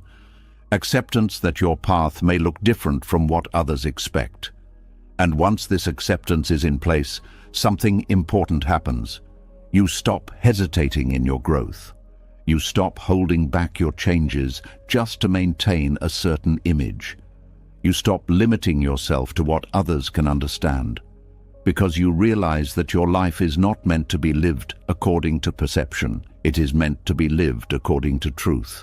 Your truth, not a fixed truth, not something that never changes, but a living understanding that evolves with you. And as that truth evolves, your actions evolve with it. Your choices, your boundaries, your direction, all begin to reflect something deeper, something that is not dependent on how it looks from the outside. And this is where detachment becomes complete in a new way. Not just letting go of what no longer fits, not just releasing the need for closure, not just stepping away from old patterns, but also releasing the need to be fully understood in the process. Because being misunderstood is not a failure, it is simply a part of being human. And once you accept that, once you stop trying to avoid it, you begin to move more freely, without hesitation, without constant explanation, without the pressure to shape every perception. And in that freedom, there is something quiet, something steady, something that does not need to be seen to be real. A sense of alignment that exists within you, unchanged by how others interpret it, unshaken by how it appears from the outside, simply present, simply true, and in that truth, you continue forward. Not to be understood by everyone, but to be at peace within yourself. And as you begin to release the need to be understood, something even deeper begins to unfold within you. It is no longer about how others see you. It is not even about how clearly you can explain your own change. It becomes something quieter, something more internal. A shift that happens before you can fully describe it, before you can even make sense of it. Because sometimes the letting go does not begin in the mind. It begins somewhere deeper. There are moments in life when something ends within you before you can explain why. The connection that once felt strong begins to loosen. The attachment that once held you tightly begins to fade. The emotions that once pulled you towards something begin to quiet down, and when this happens, it can feel confusing because your mind has not caught up yet. Your thoughts are still searching for reasons, still trying to understand what changed, still looking for something to point to and say, "This is why." But the feeling is already gone. And this creates a strange space. A space where your heart has already released something, but your mind is still holding on. You may find yourself questioning it. Why does this no longer feel the same? Why do I feel distant without a clear reason? Why is something that once mattered now quiet inside me? And because the mind does not have clear answers, it tries to recreate the old feeling. It goes back through memories. It revisits past emotions. It searches for what used to be there. But no matter how much it tries, the connection is no longer the same. Because the shift did not begin in the mind. It began in your awareness. There is a deeper intelligence within you that does not always operate through logic. It does not explain itself in words. It does not always follow a sequence that can be clearly understood. It simply responds to what aligns, to what no longer fits, to what is ready to be released. And when it responds, it does not wait for your mind to agree. It moves first. This is why emotional detachment can feel sudden. Not because it happens instantly, but because the moment you become aware of it, it is already there. The process may have been happening quietly in the background for a long time. Small shifts in how you feel, subtle changes in how you respond. A gradual movement away from something that once felt central. But because these changes were not loud, they were not immediately noticed. Until one day you feel it clearly, and by that time, the heart has already let go. This can be difficult to accept, because the mind wants understanding before it accepts change. It wants reasons. It wants clarity. It wants something that makes sense, but not everything unfolds in that order. Sometimes the feeling changes first, and the understanding comes later. This requires a different kind of trust, a trust that does not depend on immediate explanation, a trust that allows you to acknowledge what you feel, even when you cannot fully explain it. This is not about ignoring logic, it is about recognizing that logic is not always the starting point. There are layers of awareness that exist beyond thought, and when those layers shift, the mind takes time to catch up. During this time, there can be resistance. You may try to hold on to what you once felt. You may question whether the change is real. You may attempt to reconnect with something that no longer resonates. Because letting go without understanding feels uncertain. It feels like stepping into something without a clear direction. But the longer you sit with the feeling, the clearer it becomes. Not through analysis, but through presence. You begin to notice that the emotional pull is no longer there. That the attachment does not return in the same way. That even when you try to bring it back, it feels forced. And in this recognition, something softens. You begin to accept that the shift is real, even if you cannot fully explain it. This acceptance creates space, a space where the mind no longer has to rush to understand, a space where you can simply observe what is happening within you, and as you observe, clarity begins to form, not all at once, not in a single moment, but gradually. You begin to see patterns, you begin to understand what changed, you begin to recognize why the connection faded, but this clarity does not come from forcing answers. It comes from allowing the process to unfold. There is also a release that happens when you stop demanding immediate understanding. You stop pressuring yourself to explain everything. You stop feeling like you need to justify your emotions. You stop trying to make sense of every shift as soon as it happens. And in that release, there is calm. A calm that comes from allowing things to be as they are, without rushing to define them, without needing to fully understand them right away. This calm allows the mind to settle. And when the mind settles, it becomes more open, more receptive, more able to see clearly. And this is when understanding begins to emerge naturally, not as something forced, but as something revealed. You begin to see that the detachment was not random, that it did not happen without reason, that there were signs, shifts, changes that led to this moment. But you also see that these reasons were not always visible at first. They were felt before they were understood. And this changes the way you relate to your own experience. You begin to trust your feelings more. Not blindly, not without awareness, but with a deeper respect. A respect for the part of you that recognizes what aligns and what does not, even before it can be explained. This does not mean every feeling should be followed without reflection. It means that feelings can be acknowledged without immediate judgment, that they can be observed without being dismissed, that they can be explored without needing instant answers. This creates a balance between feeling and understanding, between awareness and logic, between what is sensed and what is explained. And in this balance, there is clarity. A clarity that does not rush. A clarity that unfolds in its own time. A clarity that respects the process instead of forcing it. There is also a deeper peace that comes from this, because you are no longer in conflict with yourself. You are no longer trying to force your mind to match your feelings immediately. You are no longer resisting the fact that something has changed. You are allowing both parts of yourself to move at their own pace. The heart releases when it is ready. The mind understands when it can, and neither needs to be rushed. This understanding brings a different kind of stability. Not a rigid stability that depends on everything making sense right away, but a flexible one that allows for uncertainty. That allows for not knowing. That allows for change to happen before it is fully explained. And in that flexibility, there is strength, because you are no longer dependent on immediate clarity to move forward. You can continue even when you do not have all the answers. You can trust the direction of your experience, even when the details are not yet clear. You can allow yourself to let go, even when the reasons are still forming. And this ability changes the way you experience detachment.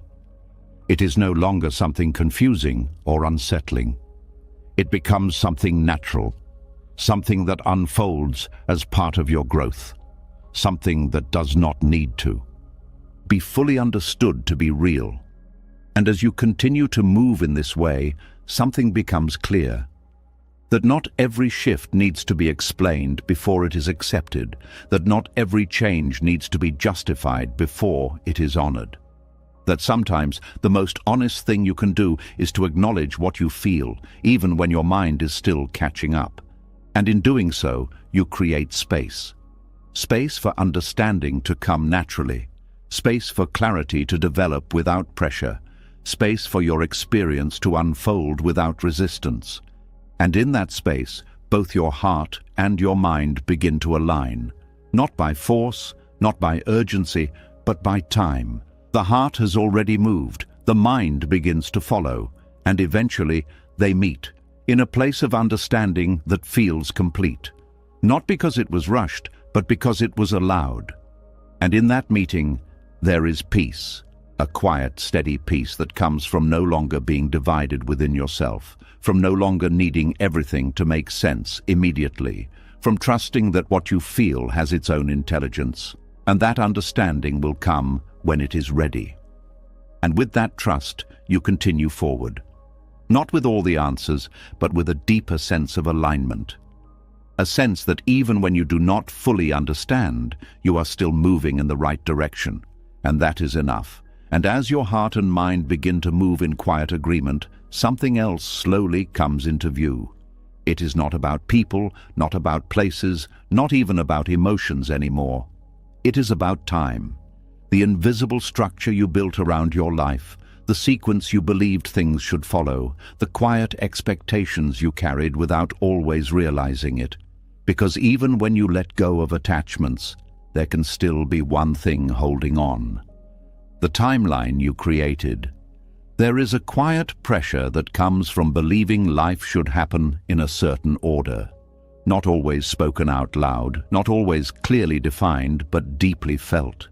A sense that by a certain age, certain things should be in place. That by a certain point, you should have figured things out. That your life should follow a path that feels steady, predictable, and complete. And when it does not, something inside you begins to tighten. A subtle discomfort, a quiet comparison, a feeling that you are somehow behind. This pressure does not always come from others. It often comes from within, from the expectations you built over time, from the ideas you absorbed about what progress looks like, from the way you imagined your life unfolding. You may have seen it clearly at one point, a plan, a direction, a sequence of events that made sense to you. This is when things will happen. This is how it will unfold. This is where I will be. And for a while, this structure can feel comforting. It gives you a sense of control. It creates the illusion that if you follow the right steps, everything will fall into place exactly as expected. But life does not always move in straight lines. It shifts. It changes direction. It unfolds in ways that are not always predictable. And when this happens, the timeline you created begins to feel heavy, not because it was wrong, but because it was limited. It was based on what you knew at the time, on what you believed was possible, on what made sense from where you were. But as you grow, as your awareness expands, as your path begins to change, that timeline no longer fits. And holding on to it creates tension. You may find yourself thinking, "This should have happened by now. I thought I would be further along. I did not expect things to look like this." And these thoughts create a quiet form of resistance. Because instead of meeting life where it is, you are comparing it to where you thought it would be. This comparison pulls you out of the present. It places your attention on what is missing instead of what is here. It turns your experience into something that feels incomplete, even when it is unfolding exactly as it needs to. This is where detachment becomes necessary again. Not from people, not from emotions, but from expectation, from the idea that your life must follow a specific timeline in order to be valid. This is not easy, because timelines create a sense of identity. They tell you who you are based on where you are. They measure your progress against a set of expectations that feel real, even though they are often imagined. And letting go of that measurement can feel unsettling, because without it, there is no clear marker of where you should be, no fixed point to compare yourself against, no defined sense of whether you are on track. But this is also where freedom begins. Because when you release the timeline, you release the pressure that comes with it. You are no longer chasing a version of your life that exists only in your mind. You are no longer measuring your worth based on how closely you match an expectation. You are no longer feeling behind simply because reality does not look the way you planned. Instead, you begin to see life differently, not as something that must follow a sequence, but as something that unfolds in its own time, in its own way. You begin to notice that some of the most important shifts in your life did not happen when you expected them to. They happened unexpectedly. They came at moments you could not have planned. They unfolded in ways that did not match your original vision. And yet, they brought you exactly what you needed. This changes your perspective. You begin to see that the timeline was never fully accurate. It was a projection, a guess, a structure created to make the unknown feel more certain. But life is not bound by that structure. It moves according to something deeper, something that cannot always be predicted or controlled. And when you begin to trust this, something softens. The urgency begins to fade. The need to rush disappears. The pressure to keep up dissolves. You start to feel less concerned with when things will happen, and more present with what is happening now. This presence creates a different kind of awareness. You begin to see opportunities that you might have missed before. You begin to recognize growth that is not measured by external milestones. You begin to understand that your path is not behind or ahead. It is simply yours. There is also a release that comes with letting go of comparison, because timelines are often shaped by what you see around you, what others are doing, where others seem to be. And this creates an invisible standard, a sense that you should be at a similar point, that your life should look a certain way by now. But when you detach from the timeline, you also detach from this comparison. You stop measuring your progress against someone else's path. You stop assuming that there is a universal sequence that everyone must follow. You begin to see that each life unfolds differently. Not because one is better or worse, but because each is shaped by different experiences, different lessons, different timing. And in recognizing this, you allow yourself to move at your own pace, without judgment, without pressure, without the constant feeling that you need to catch up. This does not mean you stop growing. It does not mean you lose direction. It means your growth becomes more natural, more aligned, more connected to your actual experience instead of an imagined schedule. You still move forward, you still evolve, but you do it without the weight of expectation. And this makes the process feel lighter, more open, more real. There is also a deeper trust that develops here, a trust that your life is not delayed, that things are not late, that what is meant to unfold will do so at the right time.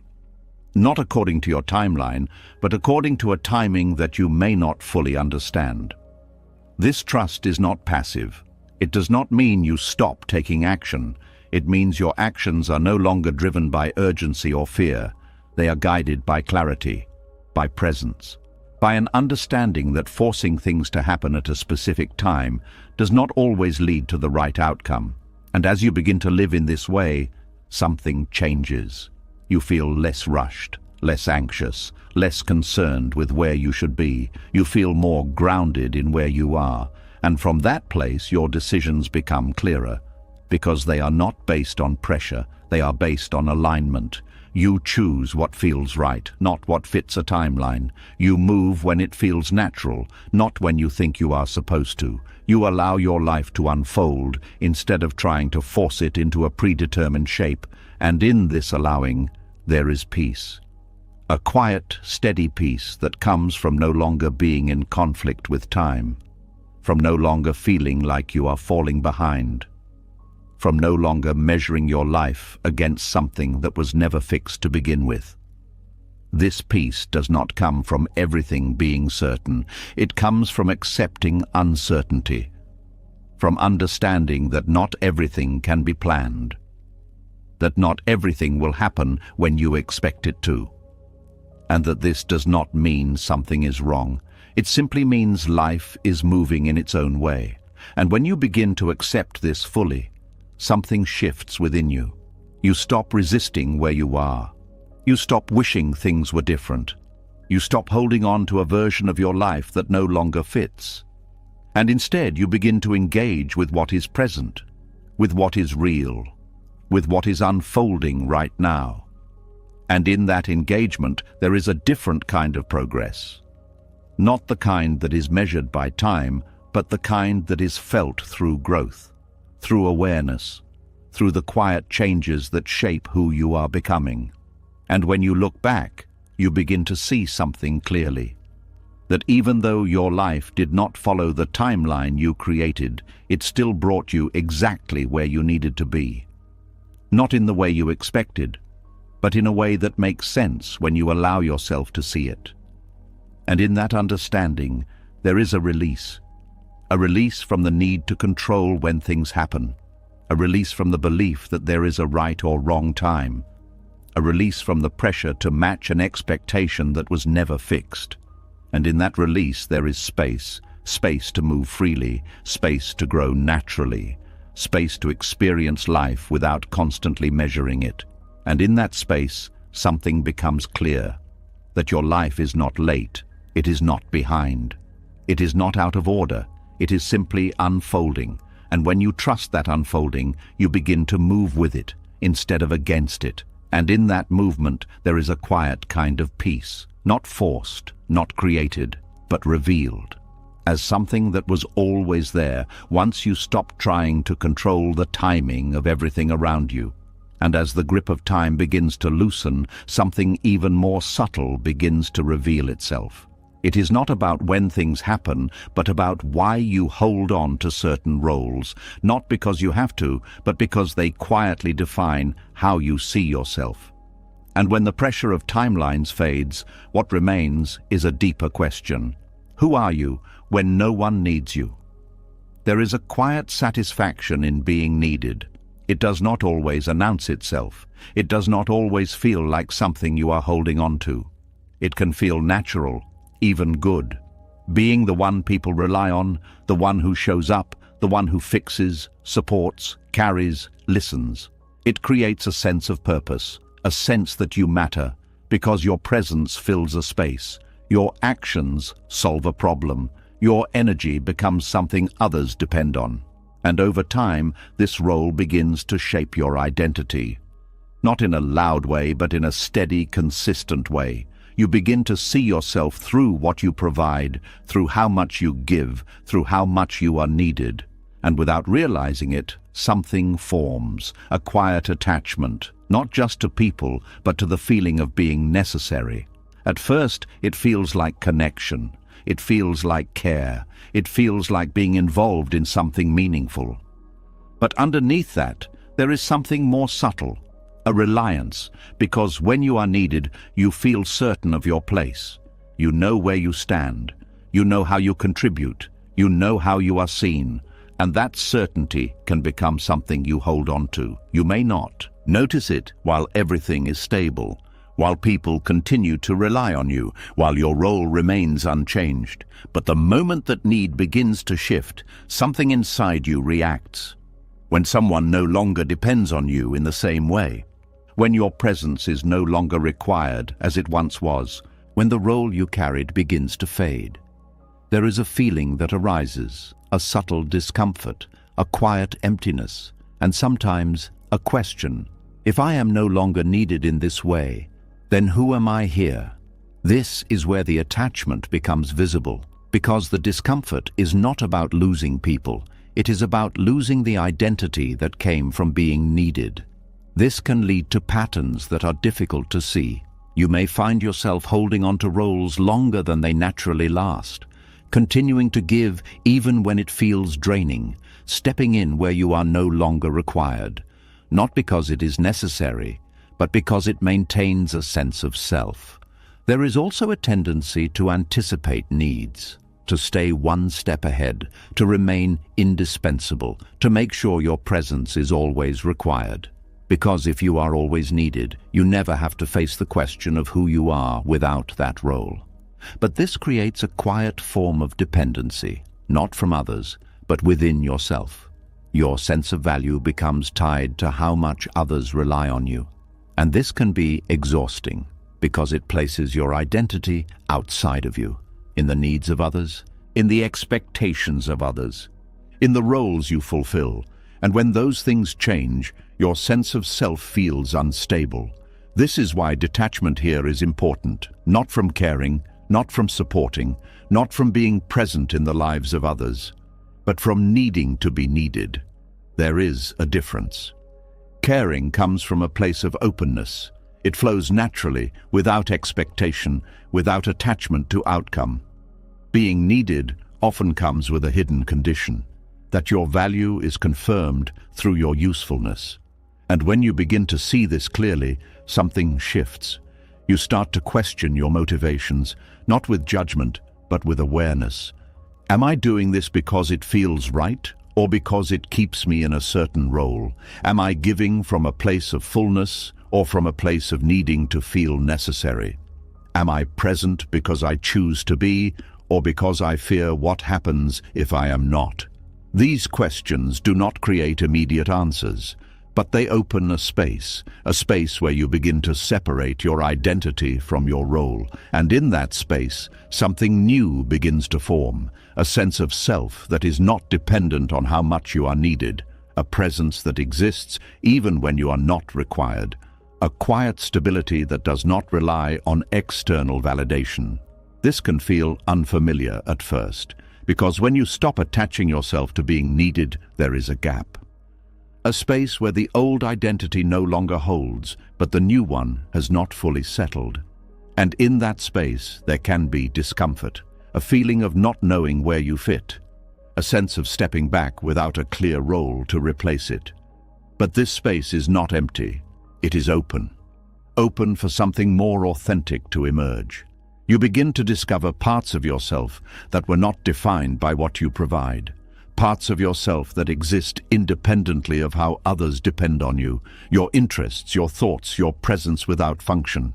And this discovery is important because it shifts your relationship with others. You are no longer showing up to maintain a role. You are showing up as you are, without needing to prove your value through constant action, without needing to secure your place through usefulness. This creates a different kind of connection. One that is not based on dependency, one that is not held together by roles, one that allows space for both you and the other person to exist freely. There is also a release in this, because you are no longer carrying the weight of always being the one who must show up. You are no longer responsible for filling every gap. You are no longer tied to the expectation of always being needed. And in that release, there is energy that was previously used to maintain a certain identity, energy that can now be directed inward, toward your own growth, toward your own awareness, toward your own sense of being. This does not make you less caring. It makes your care more genuine, because it is no longer driven by the need to be necessary. It is driven by choice. You give when it feels right. You step in when it aligns. You support without losing yourself in the process. And this balance is important because it allows you to remain connected without becoming dependent on that connection. It allows you to be present without needing to be central. It allows you to care without attaching your identity to that care. There is also a deeper understanding that forms, that people do not need you in order for you to have value, that your presence is not defined by your usefulness, that who you are exists beyond what you do for others. And this understanding changes everything, because it removes the pressure to constantly prove your worth. It allows you to exist without needing to justify your place. It creates a sense of peace that is not tied to external roles. And in that peace, something settles. A quiet confidence, a steady awareness, a sense that you are enough, even when you are not needed. And from that place, your actions become more aligned. You are no longer driven by the need to hold on. You are guided by clarity. You know when to step in. You know when to step back. You know when your presence is needed and when it is not. And you are okay with both. This is where true detachment begins to take shape, not as distance, not as withdrawal, but as freedom. Freedom from the need to be defined by what you provide. Freedom from the attachment to roles that no longer serve you. Freedom to exist as you are, without needing to be necessary to feel complete. And in that freedom, there is something quiet, something steady, something that does not depend on others to be real. A sense of self that remains, regardless of who needs you or when they need you. And in that sense, there is peace. Not because you are no longer involved in the lives of others, but because your involvement no longer defines you. You are no longer holding on to being needed. You are simply present. And that presence is enough. And as you begin to stand in that quiet place where your value is no longer tied to being needed, something else begins to reveal itself. Even when the roles fall away, even when the attachments loosen, there can still be something holding the past in place. Not outside of you, not in people or situations, but within your own mind. A voice that keeps returning to what has already happened, a quiet replay that never fully ends. There is a part of the mind that does not like unfinished stories. It goes back again and again to moments that are already gone, conversations that ended, decisions that were made, situations that cannot be changed. And it does not just remember them, it reshapes them, replays them, reimagines them. It asks questions that no longer have answers. What if I had said something different? What if I had seen it earlier? What if I had chosen another path? And each time it does this, it creates the illusion that the past is still active, as if something is still open, as if something still needs to be resolved. This is how attachment continues, even after everything else has ended. Not through the situation itself, but through the story the mind keeps telling about it. This inner narrator can feel familiar. It feels like reflection. It feels like thinking things through. It feels like trying to understand. But there is a difference between understanding and looping. Understanding moves forward. Looping stays in the same place. It circles the same moments without reaching a clear end. It revisits the same scenes without creating new insight. It keeps the emotional charge alive even when the event itself is long gone. And this is where the weight remains, not in what happened, but in how often it is replayed. The more the mind returns to something, the more real it feels in the present, even if it no longer exists. You may notice how certain memories carry the same emotion each time they arise, the same tension, the same regret, the same pull, as if time has not passed at all. This is not because the event is still happening, it is because the mind is still holding it. And it does this for a reason. The mind believes that by replaying something, it can find closure, that by going over it enough times, it will finally understand. That by analyzing every detail, it will reach a point where everything makes sense. But this rarely happens, because the past does not change with repetition. It remains as it was. And the more you try to solve it from the present, the more you stay connected to it. This is where detachment becomes internal, not from people, not from situations, but from the narrative itself, from the voice that keeps bringing you back. Letting go of this narrator does not mean you forget. It does not mean you lose your memories. It means you change your relationship with them. Instead of being pulled into them, you begin to observe them. You notice when the mind starts to replay something. You become aware of the pattern, not to stop it immediately, not to force it away, but to see it clearly. And in seeing it, something shifts. The automatic pull begins to weaken. because you are no longer fully inside the story. You are aware of it. This awareness creates space. A space between you and the thought. A space where you can choose whether to continue the loop or let it pass. At first, this space may feel small. The thoughts may still feel strong. The urge to follow them may still be present. But the more you notice, the more that space grows. And in that space, there is a different kind of control. Not control over the past, but control over your attention. You begin to see that the power of the loop is not in the memory itself.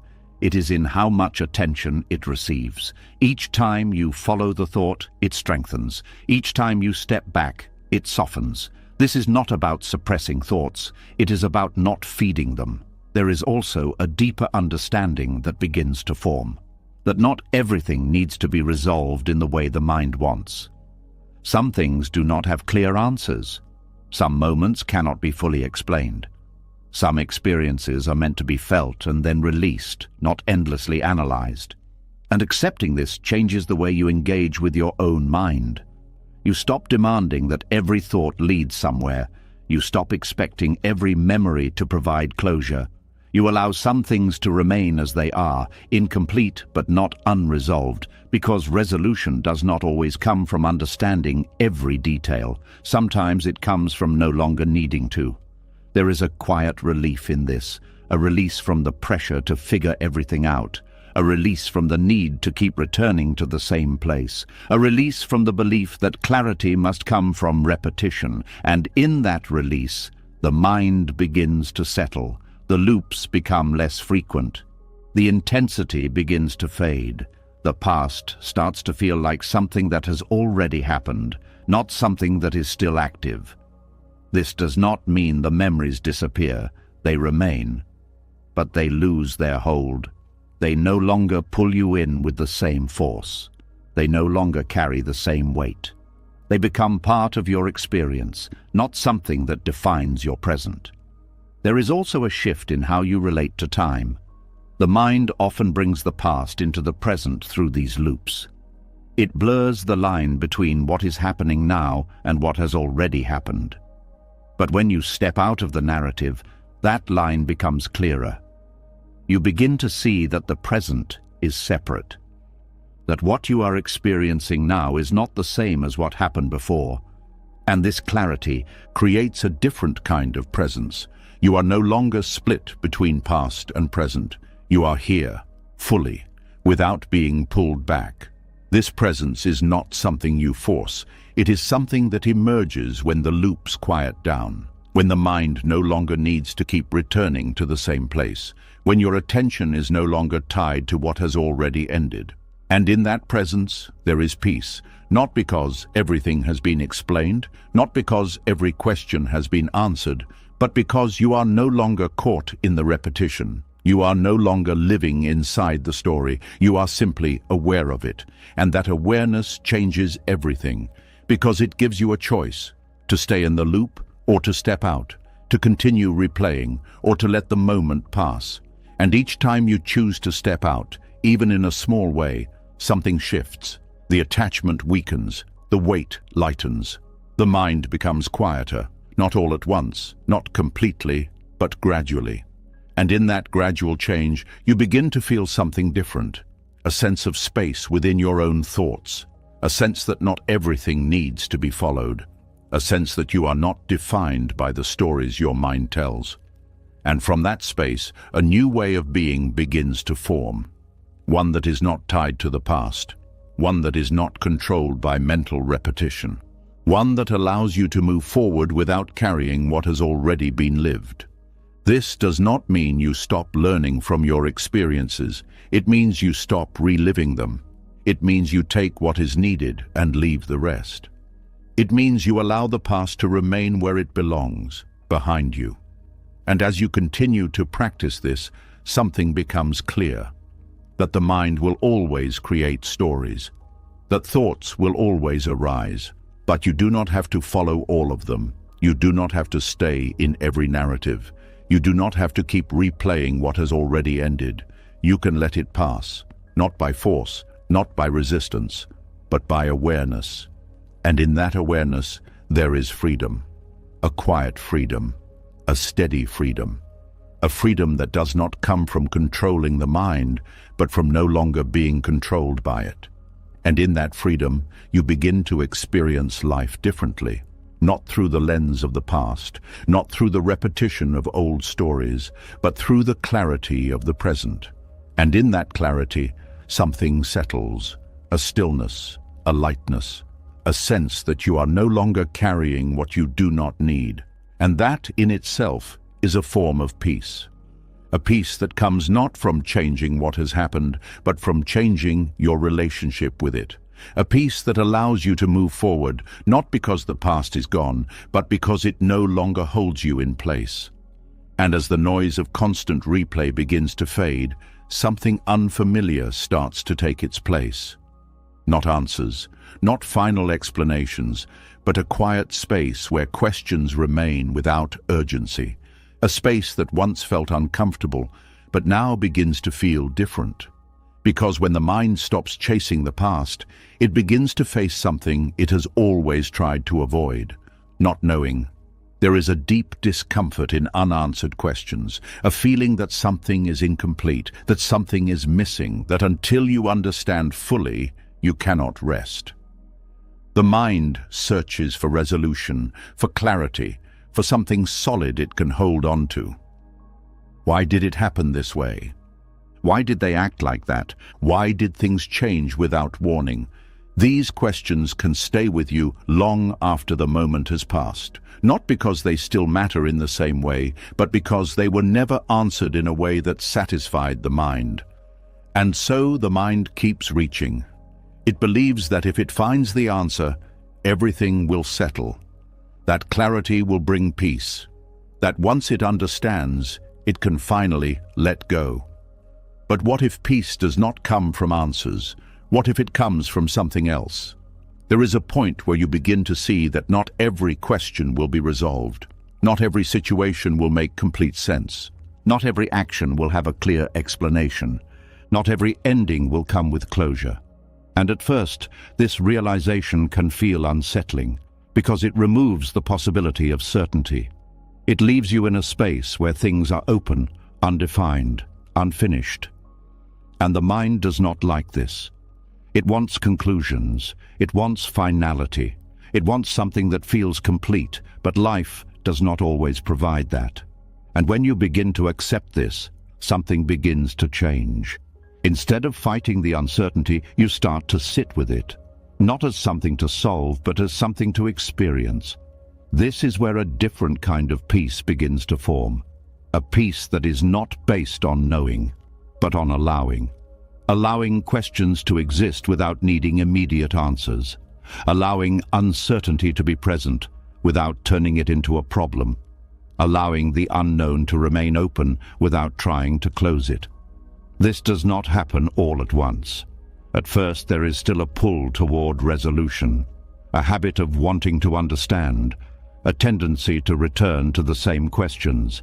But as you continue to observe this pattern, something softens. You begin to notice that the urgency is not coming from the question itself.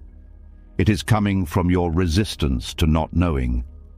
And when that resistance begins to ease, the pressure fades. The question may still be there, but it no longer carries the same weight. It no longer feels like something that must be answered immediately. It becomes something that simply exists, without urgency, without tension, without the need to define it right away.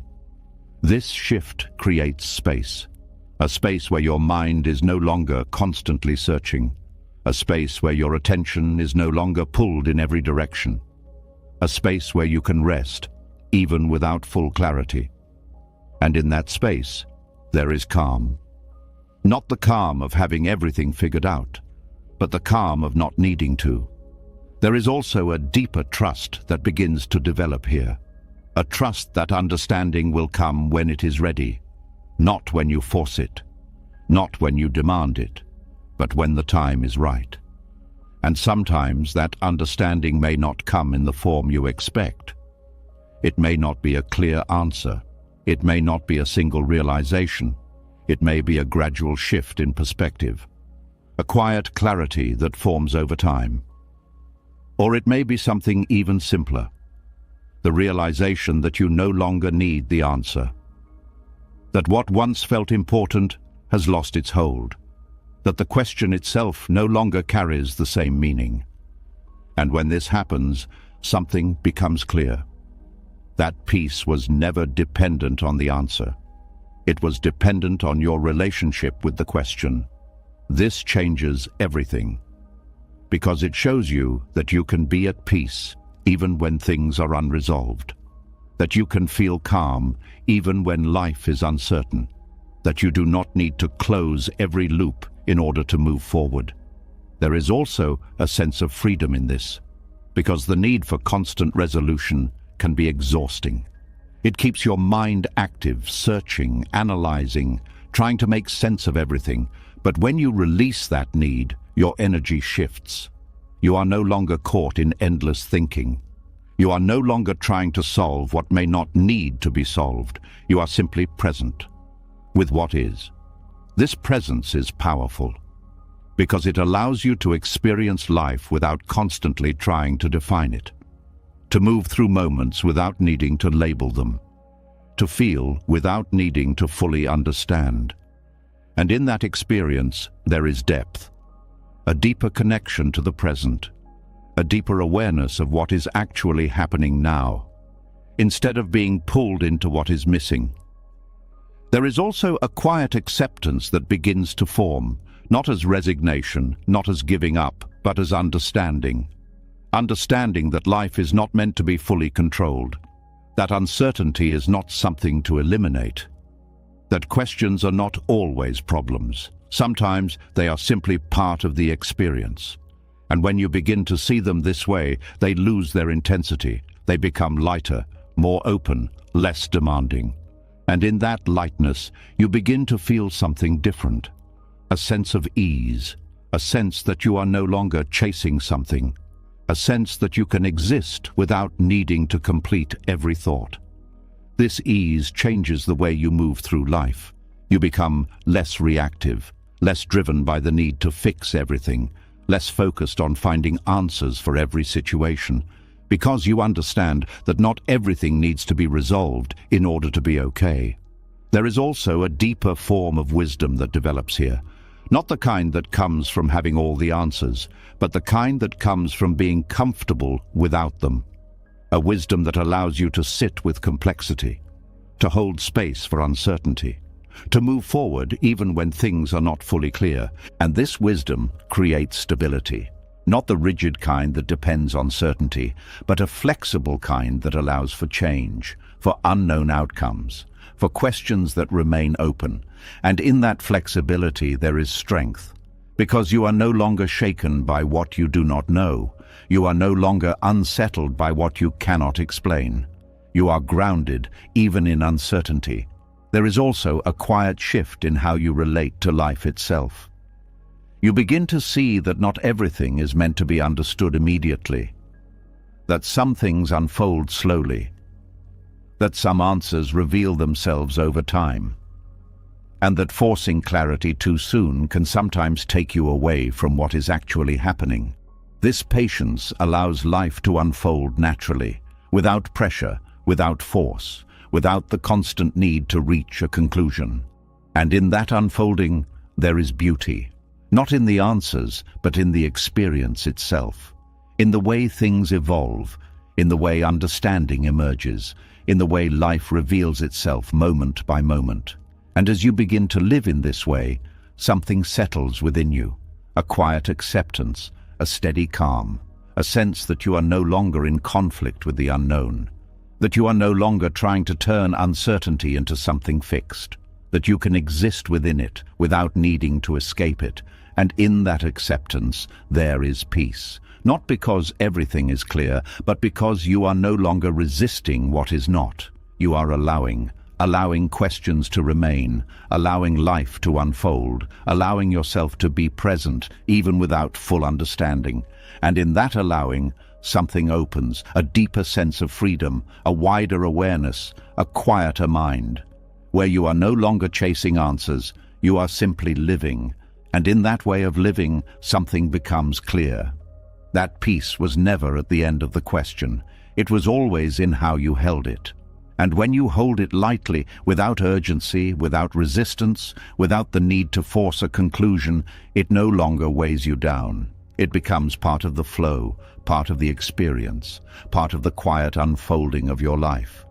And in that unfolding, you find something steady, something calm, something that does not depend on answers to exist. A peace that remains, even when questions do not. And as you begin to rest in that quiet space, where questions no longer demand answers, something even more personal begins to rise to the surface.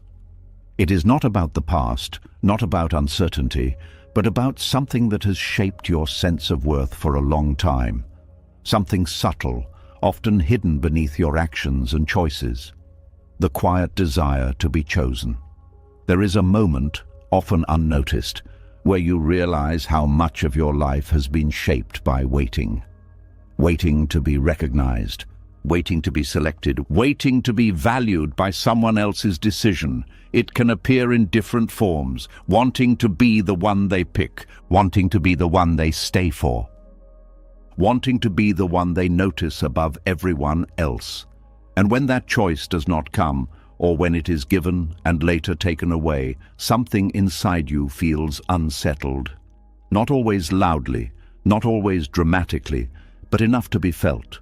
Because somewhere along the way, worth became connected to being chosen. Not completely, not in every way, but just enough to influence how you see yourself. If I am chosen, it means I am enough. If I am not, it must mean something is missing. This belief does not always come from one moment. It builds slowly. Through experiences where attention felt important, through situations where approval felt like confirmation, through moments where being selected created a sense of identity, and over time it becomes something you carry, a quiet expectation. That being chosen is what gives something meaning. That being chosen is what confirms your place. That being chosen is what makes you feel secure. But this creates a fragile foundation, because if your sense of worth depends on someone else's decision, then it is always uncertain, always shifting, always at risk of changing. And this uncertainty can shape your behavior in ways that are not always obvious. You may find yourself adjusting, trying to become what you think will be chosen, holding back parts of yourself that feel too much or not enough, presenting a version that feels more acceptable, more likely to be selected. Not because you are not enough, but because you have learned to associate acceptance with worth. There is also a quiet fear that comes with this. The fear of not being chosen, the fear of being overlooked, the fear of being passed by while others are selected. And this fear can create a constant awareness, a subtle comparison, a feeling that you must keep up, stand out, prove something in order to be seen. But this effort is exhausting because it is not grounded in who you are. It is grounded in how you are perceived, and perception is something you cannot fully control. This is where detachment begins to take on a deeper meaning. Not just letting go of people or situations, but letting go of the belief that your value is decided by someone else. That your worth is something that must be confirmed externally. This does not happen all at once. It begins with awareness, a recognition of how often the desire to be chosen influences your thoughts, how often it shapes your reactions, how often it creates a sense of lack when it is not fulfilled, and in that recognition, something begins to shift.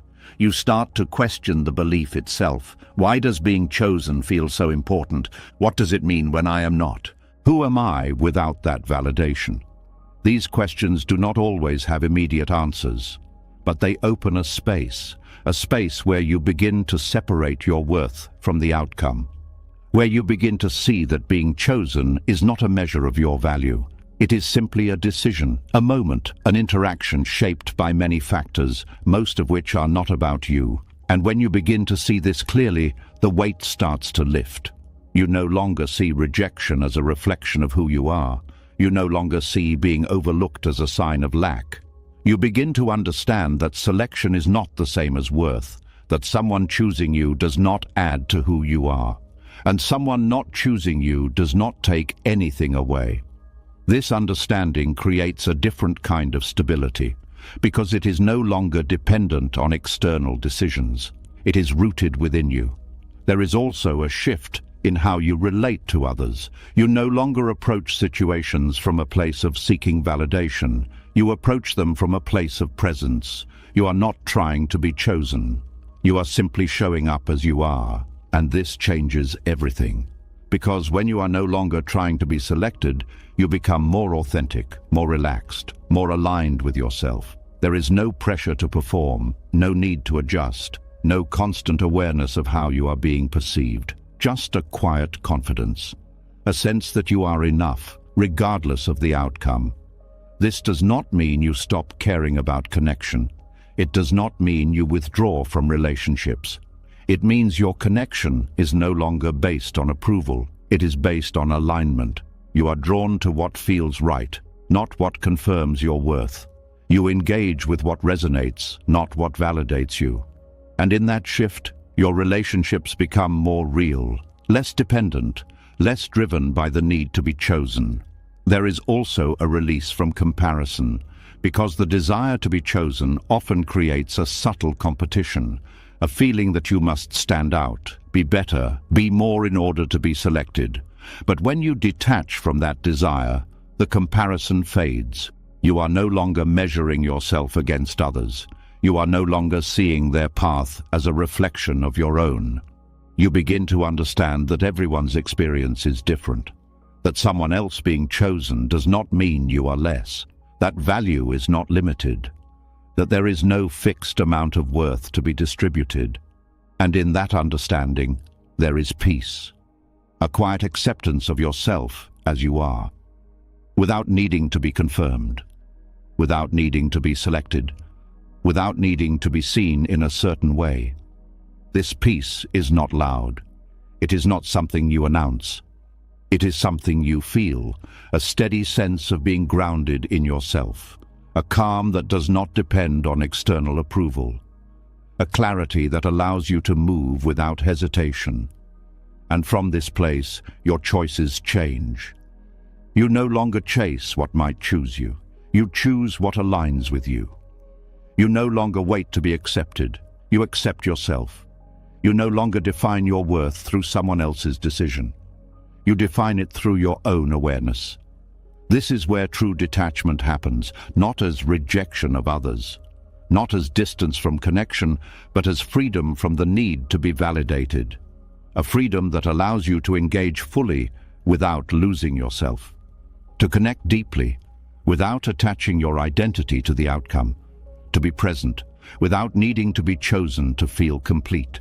And in that freedom, something settles, a sense of enoughness, not as an idea, not as something you tell yourself, but as something you feel, a quiet knowing that you are already whole, that your value does not begin when someone chooses you, and it does not end when they do not. It simply is. And in that realization, there is a deep kind of peace, a peace that cannot be taken away by rejection, a peace that is not increased by approval, a peace that remains steady regardless of external decisions. And as you continue to move in this way, something becomes clear. That being chosen is not the goal. Being aligned is. Being true to yourself, being present in your own life, being grounded in your own worth. And when you live from that place, you no longer feel like you are waiting. You are already there, already complete, already enough. And from that place, everything else becomes lighter, because you are no longer searching for something outside of you to confirm what has always been within. And as you begin to stand in that place where your worth no longer depends on being chosen, something else becomes easier to see. Not every ending arrives with a clear reason. Not every distance is caused by conflict. Some things do not break, they simply fade, and when they do, the mind does not always know what to do with it. There are endings that do not come with arguments, no final words, no clear moment where everything changes. No visible line between what was and what is no longer. Just a slow shift. A conversation that becomes less frequent. A connection that feels quieter each time, a presence that is no longer as strong as it once was. And before you can fully name it, something has already changed. There is a unique kind of confusion in these endings, because nothing seems wrong. There was no clear mistake, no obvious conflict, no moment that explains why things are different.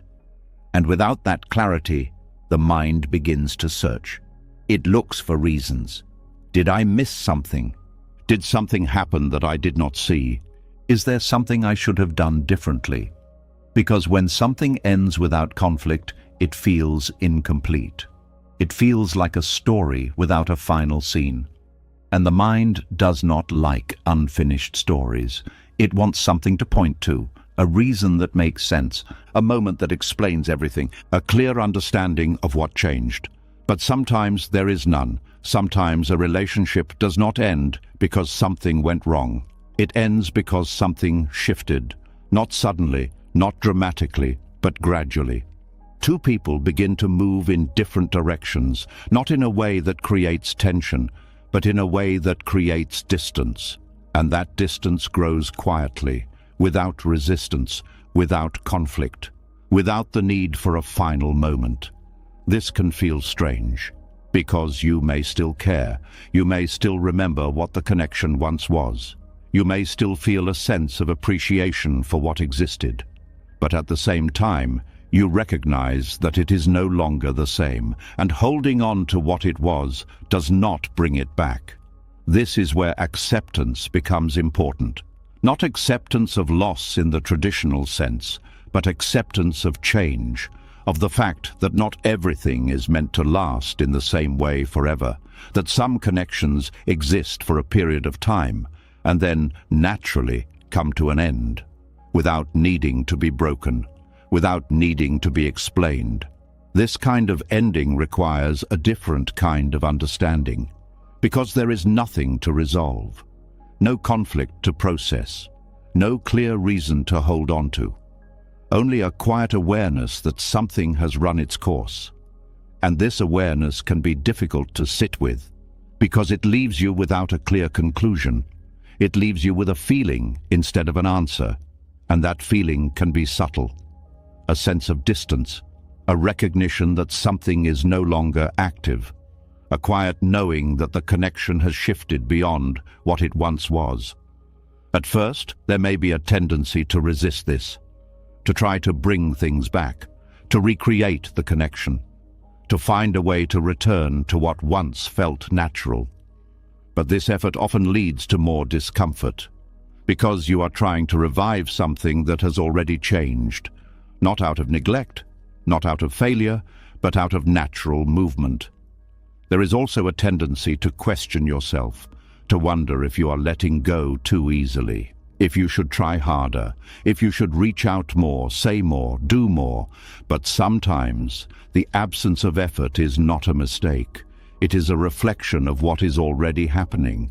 When a connection is no longer active, forcing it does not bring it back. It only creates tension where there was once ease. And this is where detachment becomes quiet, not a decision made in a single moment, but a gradual acceptance of what is already unfolding. You begin to stop forcing interaction. You allow the silence to remain. You accept the distance without trying to close it. And in doing so, something softens. The need to define the ending fades. The urge to find a clear reason begins to settle. You begin to understand that not all endings need to be understood in the same way. Some are meant to be felt, not analyzed, not explained, just acknowledged. There is also a quiet respect that comes with this, for the connection that once existed, for the role it played in your life, for the time it was present, without needing to hold on to it beyond its natural course. You do not have to turn it into something negative. You do not have to create a story around why it ended. You can simply recognize that it was, and now it is not in the same way. And that is enough. This perspective brings a different kind of peace, because you are no longer trying to turn a quiet ending into something dramatic. You are not searching for a reason that may not exist. You are not creating tension where there is none. You are simply allowing what has already changed to be what it is. There is also a deeper understanding that forms here, that relationships are not always meant to stay in the same form, that connection is not always permanent, that people move, grow, shift in ways that do not always align over time. And this is not something to resist. It is something to recognize, because holding on to a connection that has naturally faded creates a different kind of distance, a distance from reality, a tension between what is and what you wish it still was. And releasing that tension allows you to return to the present, to what is actually here, instead of what has already passed. There is also a quiet maturity in accepting these kinds of endings, because it requires you to let go without a clear reason, to move forward without a defined conclusion, to trust that not everything needs to be resolved in order to be complete. And this trust changes the way you experience connection. You begin to appreciate what is present without attaching to how long it will last. You engage without needing permanence. You connect without trying to hold on beyond what feels natural. And this creates a different kind of freedom, a freedom that allows relationships to exist without pressure, without expectation, without the need to define them in fixed ways. Because you understand that everything moves, everything changes, everything has its own rhythm. And when that rhythm shifts, you do not resist it. You follow it, not with force, not with urgency, but with awareness. And in that awareness, there is peace. A peace that comes from allowing things to end quietly, without needing to turn them into something more, without needing to hold on to what has already softened, without needing to create meaning where there is simply change. And as you continue to move in this way, something becomes clear. That not all endings are losses, some are completions, not loud, not dramatic, but complete in their own way. A chapter that closes without needing a final sentence. A connection that fades without needing to be broken. A presence that shifts without needing to disappear completely. And in recognizing this, you begin to feel something different. A sense of ease. A sense that you are no longer in conflict with what is changing. A sense that you can allow things to move without needing to control how they end. And in that allowing, there is a quiet kind of peace. Not created, not forced, but revealed, in the space where you stop trying to define every ending, and simply let it be what it is. A quiet transition, a gentle shift, a natural completion. And in that completion, you continue forward, not carrying the weight of what has already ended, but moving with the lightness of what has been released. And as those quiet endings settle, as connections fade without noise and stories close without a final scene, something begins to open in their place. At first, it may not feel like something new. It may not feel like relief. It can feel like something has been taken away, leaving behind a space that feels unfamiliar. A space that once was filled, a space that now feels empty, and the mind, not used to this kind of stillness, begins to question it. When everything slows down, something unexpected appears. Not chaos, not confusion, but silence, a kind of emotional quiet that feels different from anything before. The noise that once filled your inner world, the constant pull of attachments, the weight of unresolved thoughts, the presence of connections that demanded your attention, all begin to fall away. And what remains is space. At first, this space can feel uncomfortable because it is unfamiliar.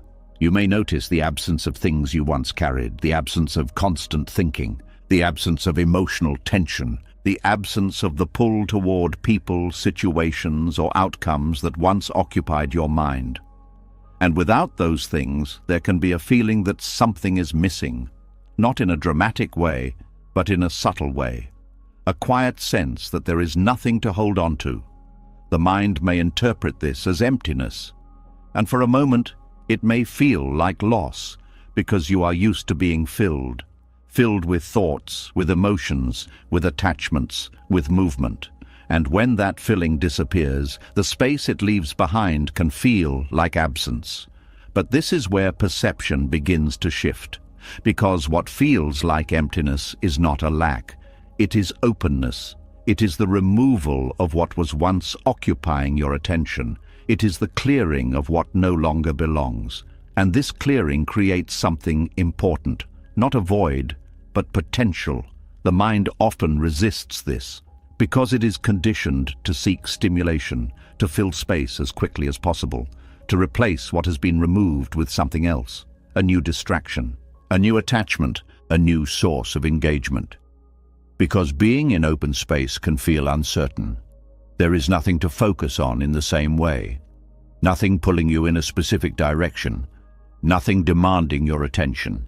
And without that, there is a moment of stillness, a pause, and this pause can feel unfamiliar, but within it, something begins to grow, not immediately visible, not clearly defined, but present, a subtle sense of clarity, a quiet awareness, a deeper connection to what is actually here, without the layers of noise that once covered it. This is the beginning of understanding space differently, not as something empty, but as something alive, a place where new awareness can emerge, a place where your mind is no longer crowded, a place where your energy is no longer scattered. And in that place, you begin to notice things you did not notice before. Your thoughts become clearer, not because there are more of them, but because there are fewer. Your emotions feel lighter, not because they are gone, but because they are not being constantly stirred. Your presence becomes stronger, not because you are trying to focus, but because there is less pulling you away. This is what happens when emotional clutter clears. What once felt normal, the constant engagement, the continuous movement, the endless cycles of thought and reaction, begins to fade. And what replaces it is simplicity, a kind of inner quiet that does not need to be filled. There is also a shift in how you experience time. Without constant mental activity, moments feel different. Slower, more open, less rushed. You are no longer moving from one thought to another without pause. You are able to remain in a single moment without feeling the need to escape it. And this creates a deeper sense of presence, not forced, not practiced, but natural, because there is space for it. There is also a different relationship with yourself that begins to form. Without the noise of constant thought, you begin to see yourself more clearly, not through the lens of past experiences, not through the weight of attachments, but as you are now. And this clarity can feel new, because it is not shaped by external influence. It is not filtered through the expectations you once carried. It is simply awareness, a direct experience of being. And in that awareness, there is a quiet sense of stability. Not something you hold on to, but something that exists when there is nothing pulling you away. This is why space is important, because it allows you to return to yourself, not the version shaped by attachments, not the identity built through roles and expectations, but the part of you that exists beneath all of that, the part that does not need to be filled, the part that is already complete. There is also creativity that begins to emerge in this space, not necessarily in the form of action, but in the form of possibility. When your mind is not occupied with constant repetition, it becomes open to new ideas, open to new perspectives, open to ways of seeing that were not available when everything was crowded. This openness is subtle. It does not rush. It does not demand attention. But it is there, waiting to be noticed. And as you begin to trust this space, something shifts. The discomfort begins to fade. The need to fill it becomes less urgent. You begin to see that nothing is missing. That what felt like emptiness was actually the removal of what was unnecessary. And in that removal, there is freedom. Freedom from constant thinking, freedom from emotional weight, freedom from the need to always be engaged with something. And in that freedom, there is peace. A peace that does not come from adding more, but from having less. Less noise, less pressure, less attachment. This peace is quiet. It does not announce itself. It does not demand recognition. It is simply there, in the background, in the stillness, in the space that once felt empty. And as you continue to move in this way, something becomes clear. That space is not something to fear. It is something to trust, because it is in space that growth happens, not forced growth, not structured change, but natural unfolding, the kind that cannot happen when everything is filled, the kind that requires openness. And in that openness, something new begins to take shape. Not immediately, not in a way that can be clearly defined, but gradually, a deeper understanding, a stronger sense of presence, a clearer connection to what matters. And this unfolding does not need to be controlled. It does not need to be directed. It simply happens when you allow space to remain. There is also a quiet realization that forms here, that you do not need to constantly seek something to feel complete, that the absence of noise is not a problem, that stillness is not something to escape, it is something to experience. And in that experience, you begin to feel whole in a different way, not through accumulation, not through attachment, but through simplicity, through being, through allowing. And as this understanding deepens, the fear of emptiness disappears, because you no longer see it as emptiness, you see it as space. And in that space, there is life, not loud, not overwhelming, but steady, present, enough. And in that enoughness, there is a quiet kind of fulfillment, one that does not depend on constant activity, one that does not require external input, one that exists simply because you are no longer filling what does not need to be filled. And in that realization, something settles. A calm, a clarity, a sense that you are no longer searching for something to complete you, because nothing is missing. There is only space, and in that space, everything you need begins to emerge, naturally, quietly, without force. And in that quiet emergence, there is peace. Not something you create, but something you uncover, once the clutter is gone and the space is allowed to remain. And as that space becomes familiar, as the silence no longer feels like something to escape, another pattern begins to reveal itself. Even in the quiet, even in the openness, there can still be a subtle urge moving beneath the surface, a quiet impulse to step in, to adjust, to repair what does not feel right. Because when the noise fades, what remains can feel imperfect, and the mind wants to fix it. There is a deep instinct within you to repair what feels broken, not always loudly, not always with urgency, but consistently. A quiet pull to make things better, to correct what seems off, to bring everything into a state that feels complete, stable, resolved. It can show up in many ways, trying to fix how someone feels, trying to correct every uncomfortable emotion within yourself, trying to adjust situations so they match your idea of how they should be. And underneath all of it, there is a belief that things must be fixed in order to be okay. That discomfort is a problem. That imperfection is something to be corrected. That anything that feels incomplete needs intervention. This belief is not always obvious. It is often hidden in good intentions, in care, in responsibility, in the desire to improve, to help, to grow. But even within these intentions, there can be tension. Because the need to fix does not come from acceptance. It comes from resistance. A resistance to what is. A feeling that the present moment is not enough as it is, and this resistance creates movement. The mind begins to search for solutions, to identify what is wrong, to figure out how to change it, to move away from what feels uncomfortable. But not everything that feels uncomfortable is broken. Not everything that feels incomplete needs to be completed. Not everything that appears imperfect requires correction.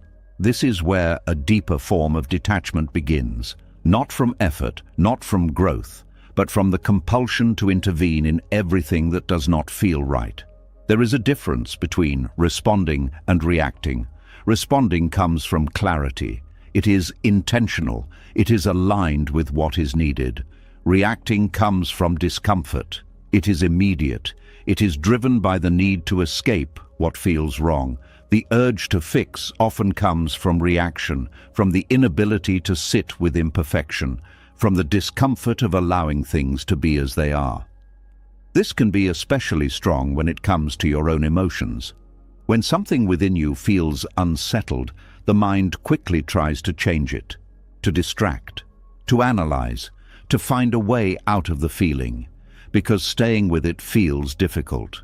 But what if the feeling is not something to fix?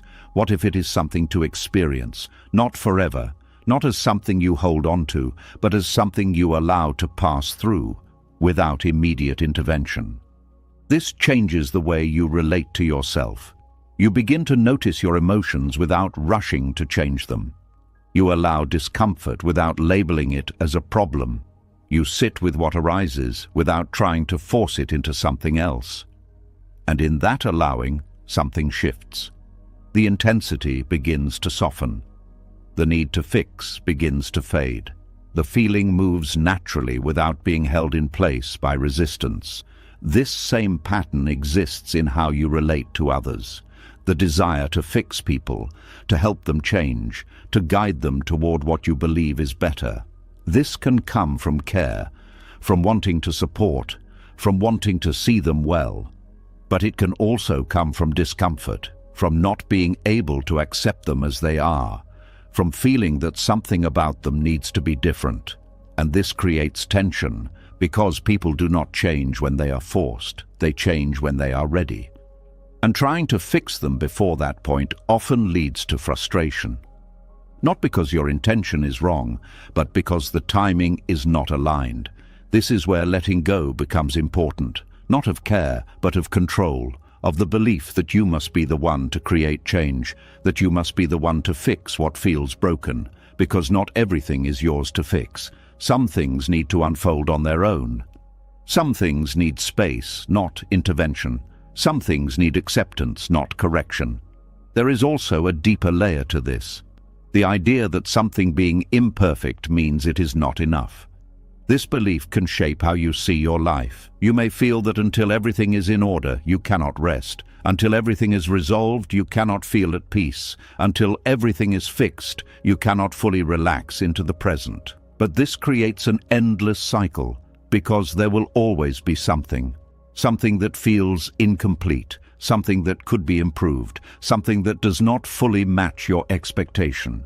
And if your peace depends on everything being fixed, it will always feel just out of reach. This is why acceptance is essential, not as giving up, not as ignoring what can be improved, but as recognizing that perfection is not required for peace, that things can be as they are and still be okay, that you can exist within imperfection without needing to change it immediately. This does not mean you stop growing. It does not mean you stop taking action.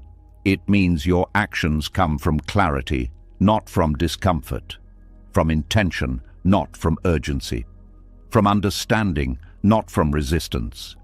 You begin to act because it feels aligned, not because you feel pressured to fix something. And this changes the energy behind everything you do. There is less tension, less urgency, less force. There is more patience, more presence, more trust. Trust that not everything needs to be controlled, that not everything needs to be corrected, that life does not have to be perfect in order to be meaningful. There is also a quiet relief that comes with this. A release from the constant need to monitor, adjust, and improve every aspect of your experience. A sense that you can step back, that you can allow things to exist without constantly intervening. And in that stepping back, something becomes visible. That many things resolve themselves when they are not forced. That clarity often emerges when you stop trying to create it. That balance returns when you stop trying to control it. This is the natural movement of life. Not rigid, not fixed, but fluid. And when you align with that movement, you begin to feel more at ease. Less like you are managing everything. More like you are part of something that is already unfolding. There is also a deeper understanding of yourself that begins to form. You see that your need to fix was not wrong. It was a response, a way of trying to create stability, a way of trying to feel in control. But now, you no longer need that in the same way. Because you trust more. You trust the process. You trust your ability to respond when needed. You trust that not everything requires immediate action. And this trust creates a different kind of strength. Not the strength of control, but the strength of allowing, of knowing when to act and when to step back, of being able to sit with imperfection without being unsettled by it. And in that strength, there is peace, a quiet, steady peace that does not depend on everything being fixed. A peace that exists even when things are unclear, even when things are incomplete, even when things are not exactly as you would choose them to be. Because you are no longer resisting what is. You are allowing it. Not as something permanent, not as something you must accept forever, but as something that is here now, and that is enough. This is where the need to fix begins to dissolve. Not through force, not through effort, but through understanding, through seeing that not everything is broken, that not everything needs to be changed. That sometimes the most powerful thing you can do is nothing. Not out of neglect, but out of trust. And in that trust, you begin to move differently, more calmly, more clearly, more in tune with what is actually needed, instead of reacting to what feels uncomfortable. And as you continue to live in this way, something becomes clear. That peace does not come from fixing everything. It comes from no longer needing to. From being able to sit in the present moment without trying to reshape it. From allowing life to be as it is, without constant correction. And in that allowing, there is freedom. A freedom that does not depend on perfection. A freedom that exists within imperfection. A freedom that comes from knowing that you do not have to control everything to be at peace. And in that freedom, something settles. A quiet acceptance, a steady calm. A sense that you are no longer at war with what is. You are simply here, present, aware, at ease. And that, in itself, is enough. What left was never meant to stay, and what stayed was never meant to weigh you down. Along the way, something became clear. It was never the loss that hurt. It was the holding on, the identities, the expectations, the noise, the need to be chosen, the stories replayed again and again.